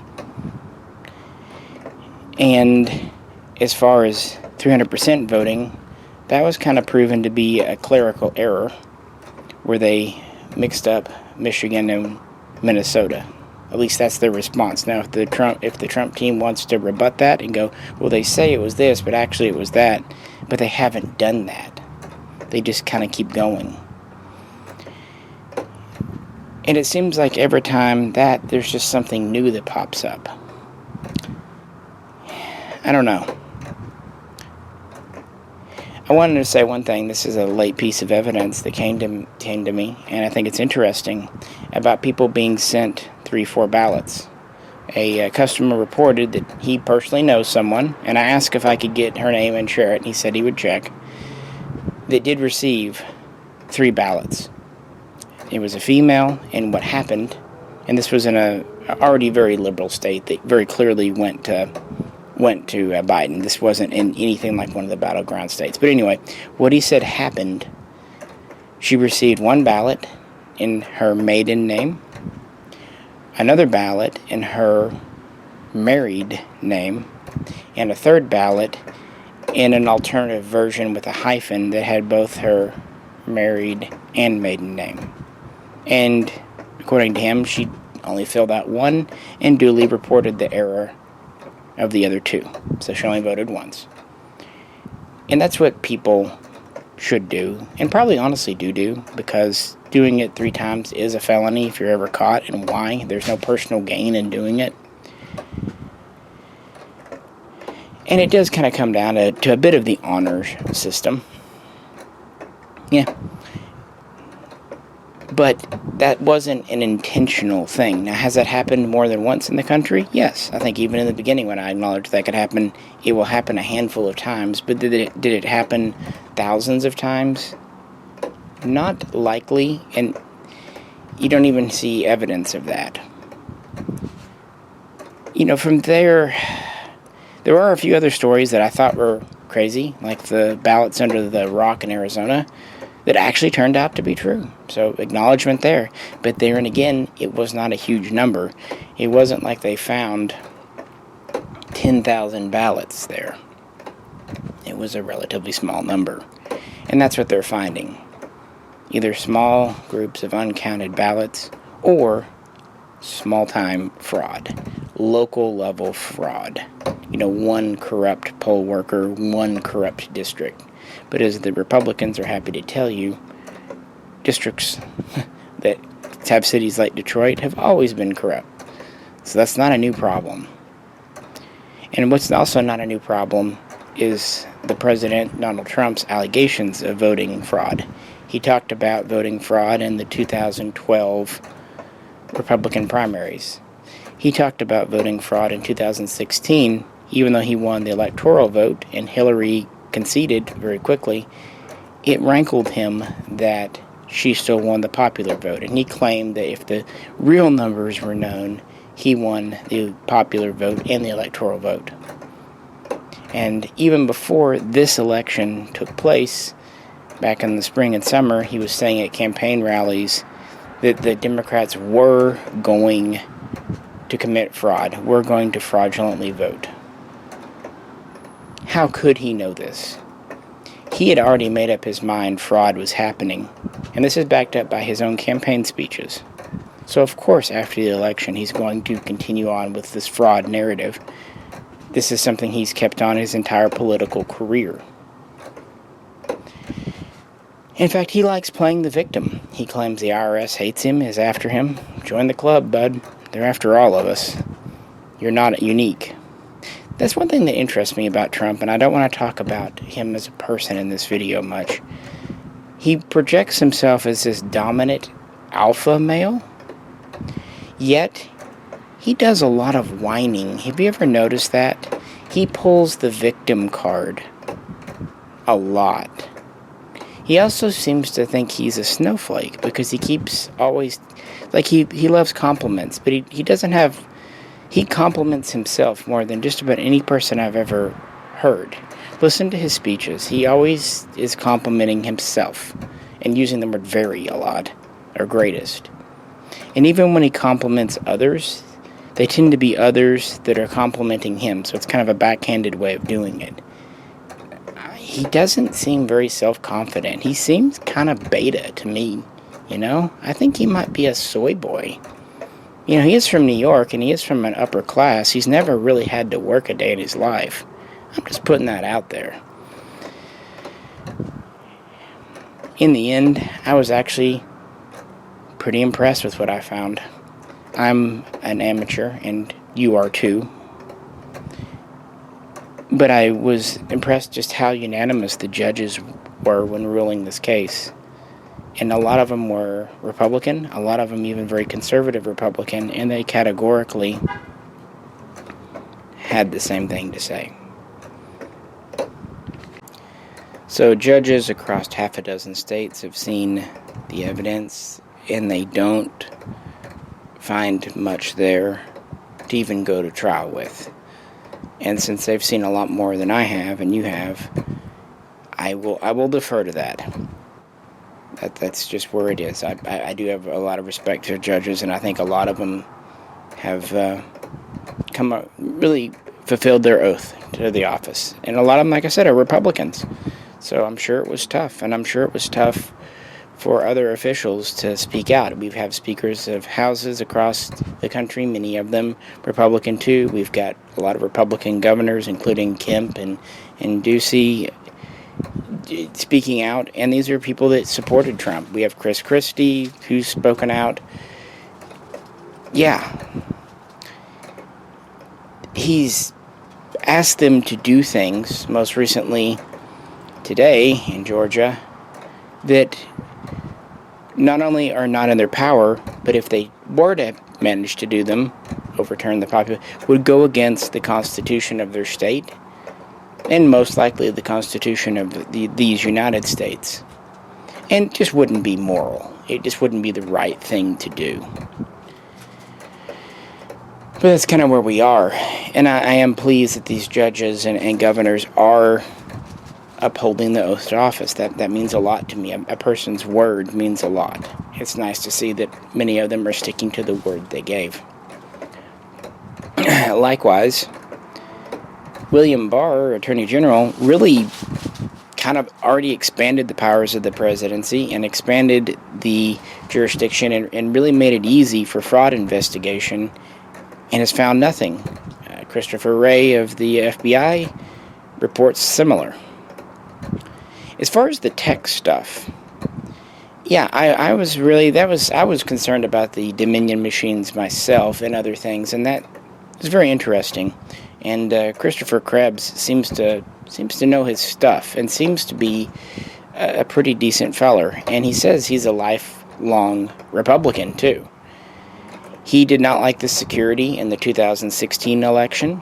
He was hired on to improve it by all accounts, especially from Republicans. He did so in 2018, and up till this election, people liked what he did. He allowed most states to go to a computer system backed up with paper. I've seen 90 to 95% as the number. He said in interviews he wants next time to be 100%. It's a little hard to do because according to the Constitution, the process for nominating electors to select president falls to each state. So this can't be a federal initiative. This has to be done state by state. But they've almost across the board unified with this system. And again, they have choices. They don't have to buy one system. They can buy Smartmatic. They can buy, a few of the others that I listed earlier, so that they have systems they can choose. If there were problems with these systems, Republicans and Democrats alike had a chance to test them before the election and sign off on them, and they did. If they found issues, security breaches, why did they not sign off on it? Why didn't they, raise the issue before? Are there potential ways to exploit? Of course. There's not a lock in this world that some skilled lockpick, some skilled thief can't pick. That doesn't mean we still don't have locks on all of our houses. And it's better to have than to not have. The thing is, a lot of these experts at universities and in the government who warned about the danger of computerized voting, most of them have weighed in now and have said, even though there is a danger, we see no evidence that the crime actually happened. And most of the affidavits that Giuliani and Ellis have don't make a direct allegation. They just either talk about an impropriety or a potential breach.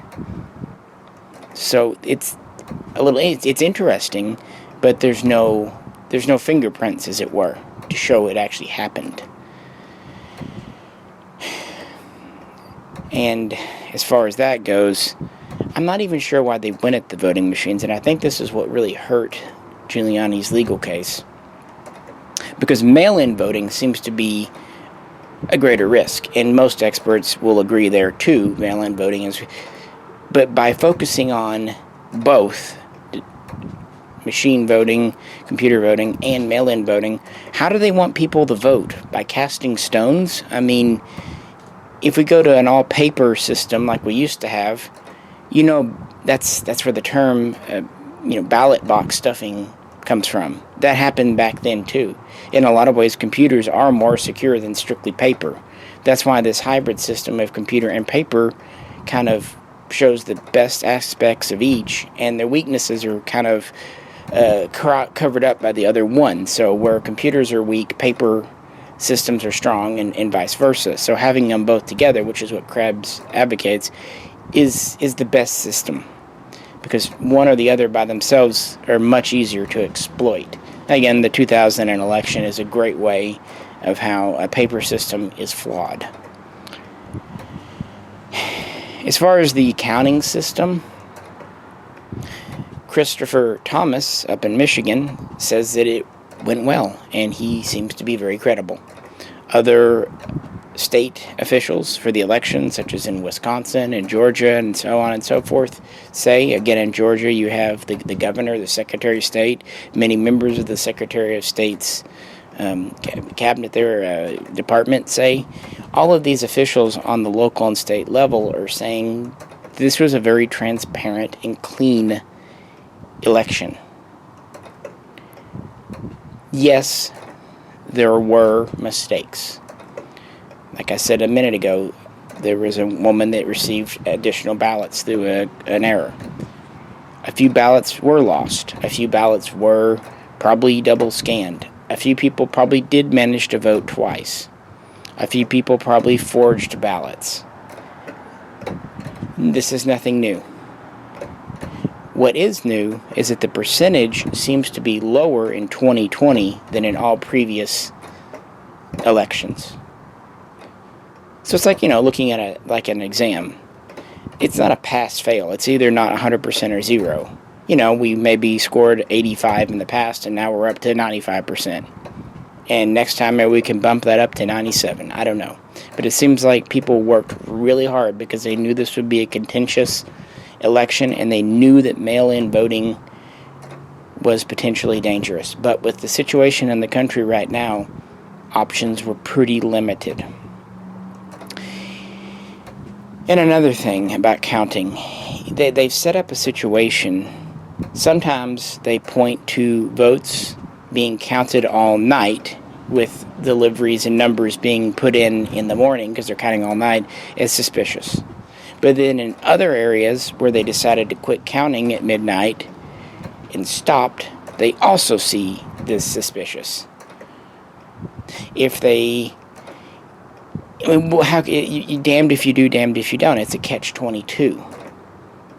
And again, they've done the same thing with voting. Okay, Dominion systems are suspicious for voting, but then again, mail-ins are voting. So what do you do? Because that's what they've done. They've set up a legal case that when you put them all together, they contradict each other. They're grasping at threads. Because what happened? Donald Trump told them there was fraud. I know there was fraud. Go find the evidence. And so they found little disparate things. And as the judge said, it's a Frankenstein's monster. Or as I've said in the past, it's like a quilt stitched together with little bits and pieces from everywhere. So it's just kind of that. That's why it doesn't hold water. It's not focused. It's too wide.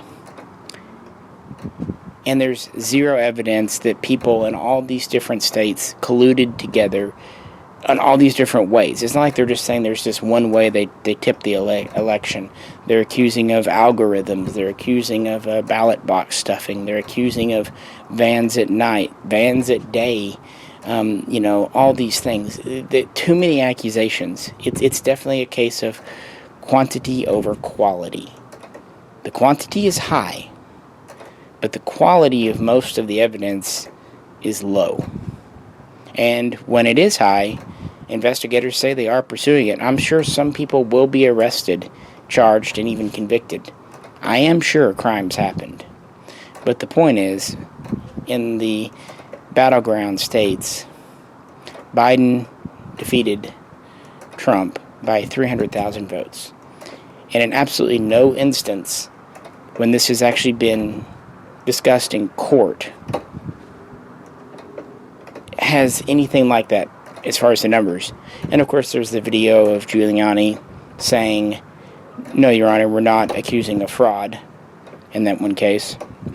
But then everyone else is accusing of fraud when they're out doing press conferences. Some good news. Yesterday, the total for Donald Trump's PAC, P-A-C, what is it, Save America, single, I don't know, I don't care. It's $207 million. So, there is money coming in. There is a lot to unpack here. There really is.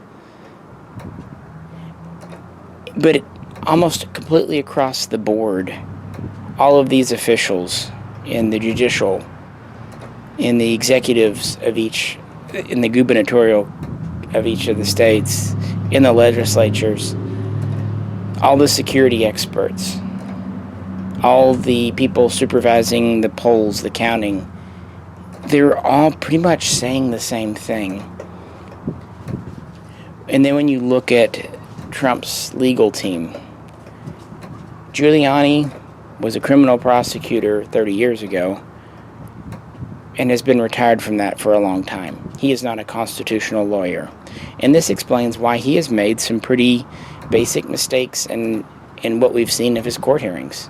Honestly, there are some cases that might have gone forward except for mistakes made by Trump's own legal team.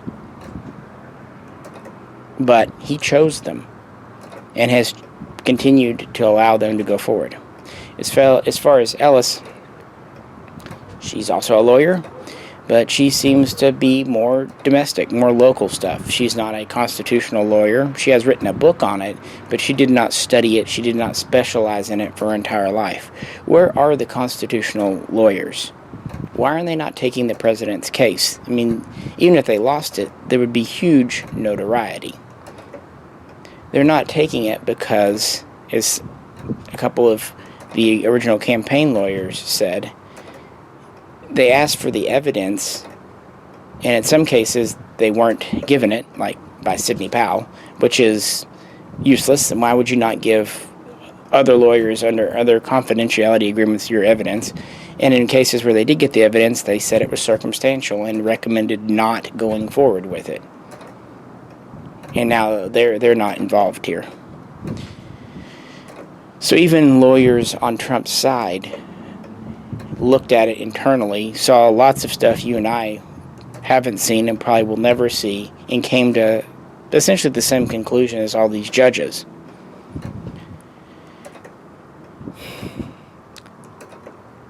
I don't know. There just doesn't seem to be much here. I hope that makes sense.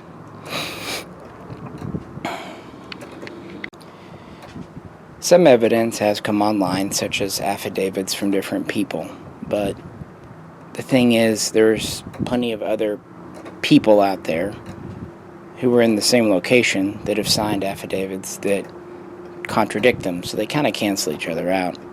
There's also the so-called smoking gun video of the laptop. There's also a video of suitcases. These don't prove anything because the context is lost.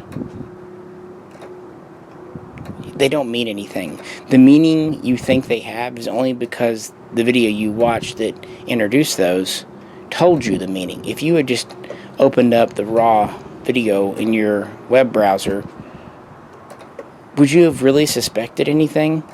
Or moreover, even if you thought it was a little odd, would you think it was odd enough to mean that a million's votes election was being thrown because of this little clip?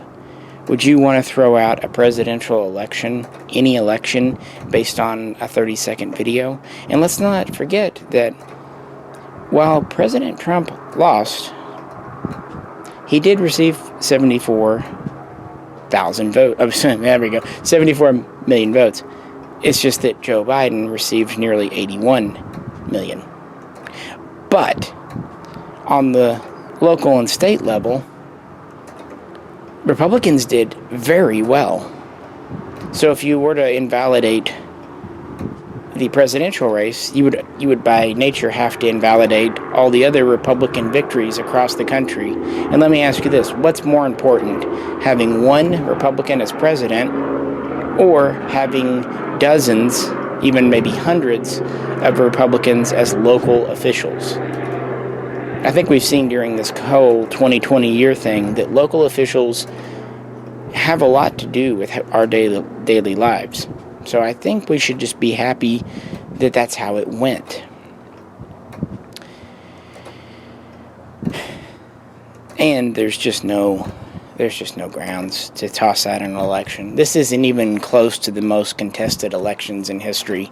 Look at the election of 1876.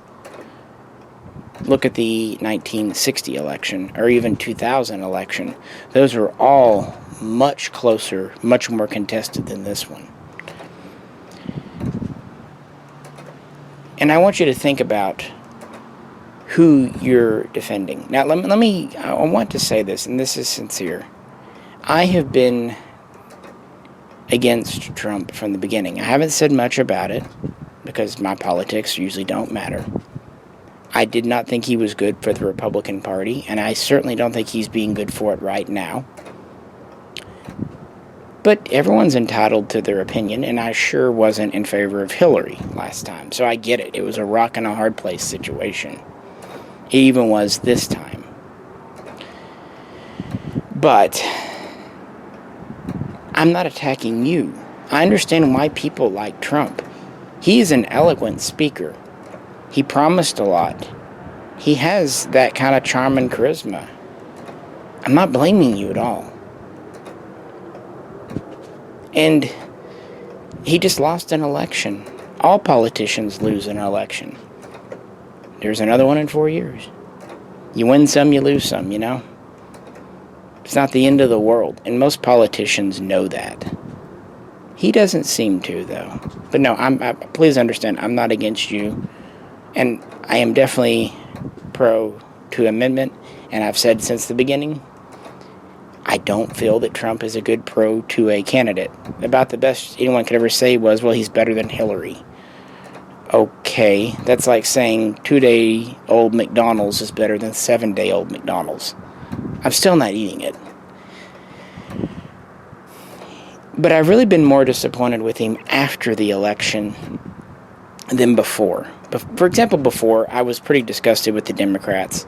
The Russian collusion thing was bullshit.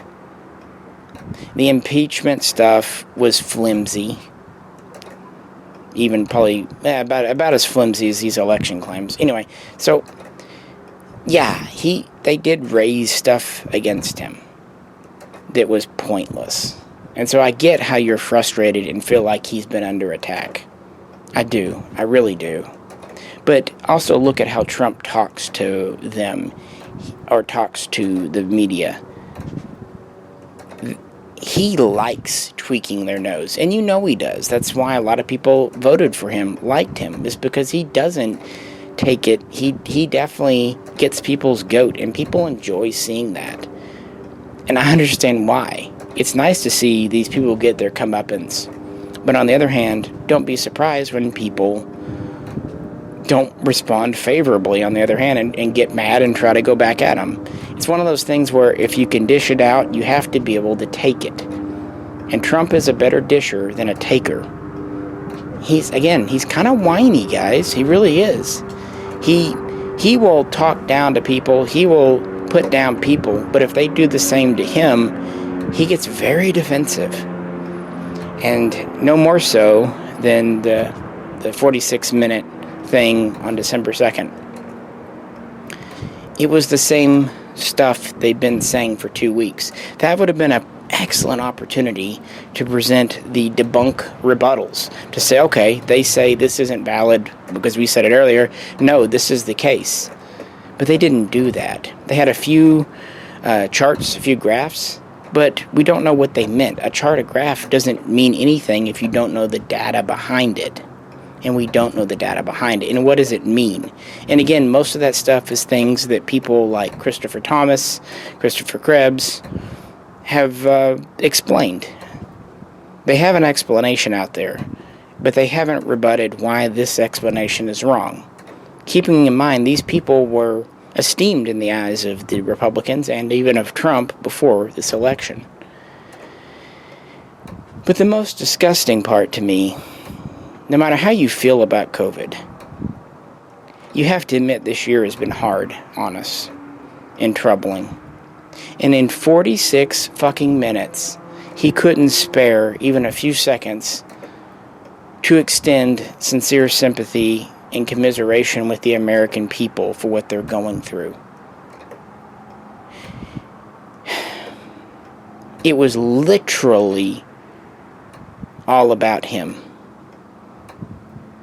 And he literally lied to you. He said, we won this election. No. If he had just said there was fraud and we're going to prove it, that'd be one thing. But then the jump from we're going to prove fraud. All the way through, fraud has been proven, which it hasn't. All the way up through the elections being overturned, which it hasn't, to we won. That's too many leaps. This is categorically, objectively false. It is a lie. Furthermore, people will say, well, it's not over till the electors meet and cast their votes. This is technically true. That's all the Constitution says. But all of the battleground states have certified their votes. Most of them have even selected their electors, and they're just waiting to announce it. Most of them, either the governor or another representative, Secretary of State, Speaker, have said this is over. Even if one state like Georgia somehow flips, or Michigan, it would not even be enough. It's over. And in a few days, the electors will confirm that. It's over. You might argue there was fraud, but you can't argue that the election is ongoing. Votes have been counted. Everyone has been interviewed. Trump was given his day in court over 40 times. Probably it'll hit 50 before this is over, because they filed some new suits yesterday. He was given a chance to prove his case, and he lost. He was given a chance in front of the American people, and the majority, maybe not you, but the majority of your fellow citizens voted against him. Just as in 2016, Hillary lost, and that hurt a lot of Democrats' feelings. It happens. Don't take it personal. And the world's not going to end. This is the swing. This is how politics works. One way to the other. So don't worry about it. It's okay. We'll get through it. I just don't like how Trump doesn't seem to care about his people at all. Because he just doesn't talk. And that was even more today. There's those two important Senate runoffs in Georgia. And he went down to campaign today, but what was said? Before he even went there, he tried to call the governor and have him do something that was essentially illegal. And even in his speeches today, he talked mostly about him undermining confidence in the voting system, just as Lynn Wood and Sidney Powell have been doing all week. This is only going to diminish Republican voter turnout. And the Democrats, especially the far left, are eating this up. They love it. The only thing dragging this election stuff out is helping their Democrats, especially the far left. The wokesters love this. They wish they could continue it. They love watching Donald Trump essentially have a meltdown, a breakdown. That's what it is. It seems like a week or so ago he was almost ready to just concede and let reality go. But then something happened, and now he's just off in his own world. But everyone else pretty much knows it. A lot of people have resigned from the White House. Other people are looking to leave. People moving on to other jobs. That's it.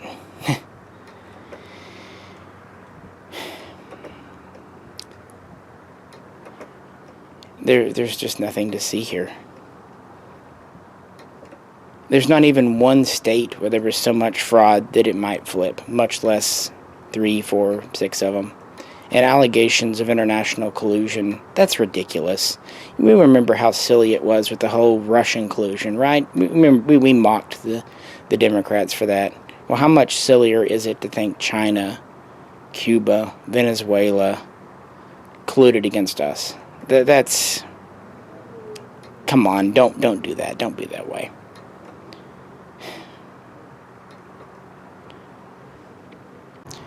The takeaway is this.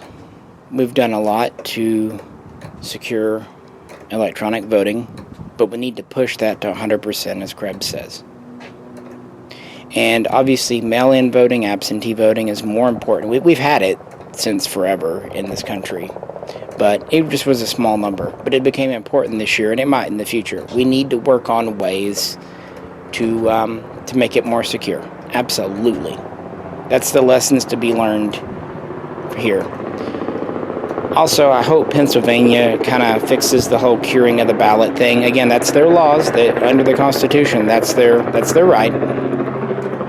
So I hope they can kind of fix that. There are little things like that. I think the poll watcher system, we need to kind of look at that to make sure, if nothing else, allegations can't flourish as easily, especially in Michigan. There are takeaways here, things we can improve on to make even the 2024 election even more secure. And that's great. It's great. I think we should. And there have been a few things, like I said, but it's not enough to overturn. Biden is leading Trump in votes by nearly 4.5%. That's a pretty comfortable margin. And that's nearly, 6 million votes. There's not 6 million illegitimate votes. That's just not logical. If there were, there would be evidence by now. You don't have that widespread of a conspiracy without someone breaking ranks by now. And we haven't had any top-level professionals, people with credentials, do that. We've just had, basically, the entry-level workers who do a very important job. Most of them are temps that just are hired on for the election season. They're basically like the Walmart cashiers. So if Walmart was doing something wrong, and there were allegations, you would expect middle management, maybe even someone from the board to come forward. But what we're having is basically a few Walmart cashiers accusing and no one above them. And then on top of that, there are other Walmart cashiers that are saying, no, everything's good here.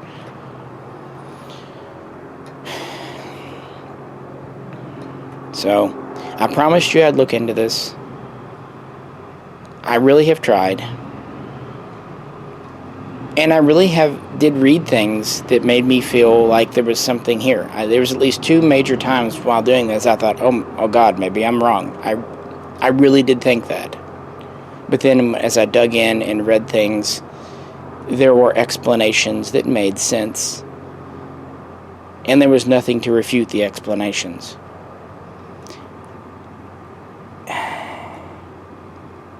So, in the end, if Donald Trump wants to see who did this to him, he needs to go look in the mirror. From his campaign rhetoric to the way he managed COVID, to the people he picked to defend him, to go to court for him, to the way he's behaved now. These have not been wise decisions. And that's why he lost the election. And that's why no one has actually come forward outside of his inner circle and said otherwise. If you look, a lot of the D.C. Republicans haven't come out yet. A lot of the state-level Republicans have said it's over, but a lot of the D.C. ones haven't. But on the flip side, they haven't also come out saying the election was rigged and Trump won. So silence is not affirmation. It's honestly just the people in D.C. remaining feckless. And I honestly hope they retire out soon. And I really hope that some of the people on these state levels that seem to have principles and seem to uphold their oath of office maybe move into the federal level. Maybe they're the next generation of Republicans we need. Because the party is very damaged. And it's continuing to be damaged more and more. I don't know. In the earlier video I did, people were saying that, okay, Romney was a rhino, McCain was a rhino. They also didn't seem to like George W. Bush or even Ronald Reagan. So I'm thinking, you say you're a Republican, but you don't like any of the presidents or presidential candidates over the last 40, 50 years that your party has put forward. What they basically are, if you can call Romney a rhino, then I don't know, what are they, a Timno? They're not a Republican. They're a Trumpite. They're not following the Republican Party, which is conservative. They're following Donald Trump. And that's fine. But if you're going to attack someone else's commitment to the Republican Party, you open yourself up as well. Because what they do, like One American News, who publicly says they're Trump's biggest fan, they will defend Donald Trump no matter what. Whereas any real Republican should care about conservative values no matter what. And if Donald Trump aligns with them, awesome sauce. But when he doesn't, it's time to call him out. And above all, he took an oath to the American Constitution, to us, to the American people. He is no longer abiding by that oath. He is breaking his oath of office. Read the oath the president takes. He is not fulfilling his duties. All throughout November, he was missing in action. And now we're into December, and all he wants to talk about is his fraudulent election. That's like someone who didn't show up for work for a month, arguing with you why you shouldn't fire them and why they should get a new contract for the next 4 years. If he wants to remain president, he has a funny way of showing it. I don't know. Maybe that's just me. I could go on. I have gone on. That's how I feel. Again, if you feel differently, I still respect you, and I'm happy to discuss with you. This is just how I feel, and I've tried to outline why I feel this way, and why this is my opinion. I try to make opinions based on information, and all the information I've found has led me to this. So, you might disagree with me, that's fine, but I hope you can at least say that I didn't just jump to this conclusion. And coming into 2021, I know I'll have to do even more to help with the Second Amendment. I think we all need to focus on the future, because we have a challenge ahead of us there, for sure. And we need to focus on that, just like we need to focus on the runoffs in Georgia in January. I do appreciate you tuning in. I appreciate your patience. And please feel free to comment. But let's have a civil adult discussion, as most of you do. I'm not saying you don't otherwise. But I appreciate keeping it that way. Please and thank you. This is Misha, and I'll catch you after probably a long rest next time.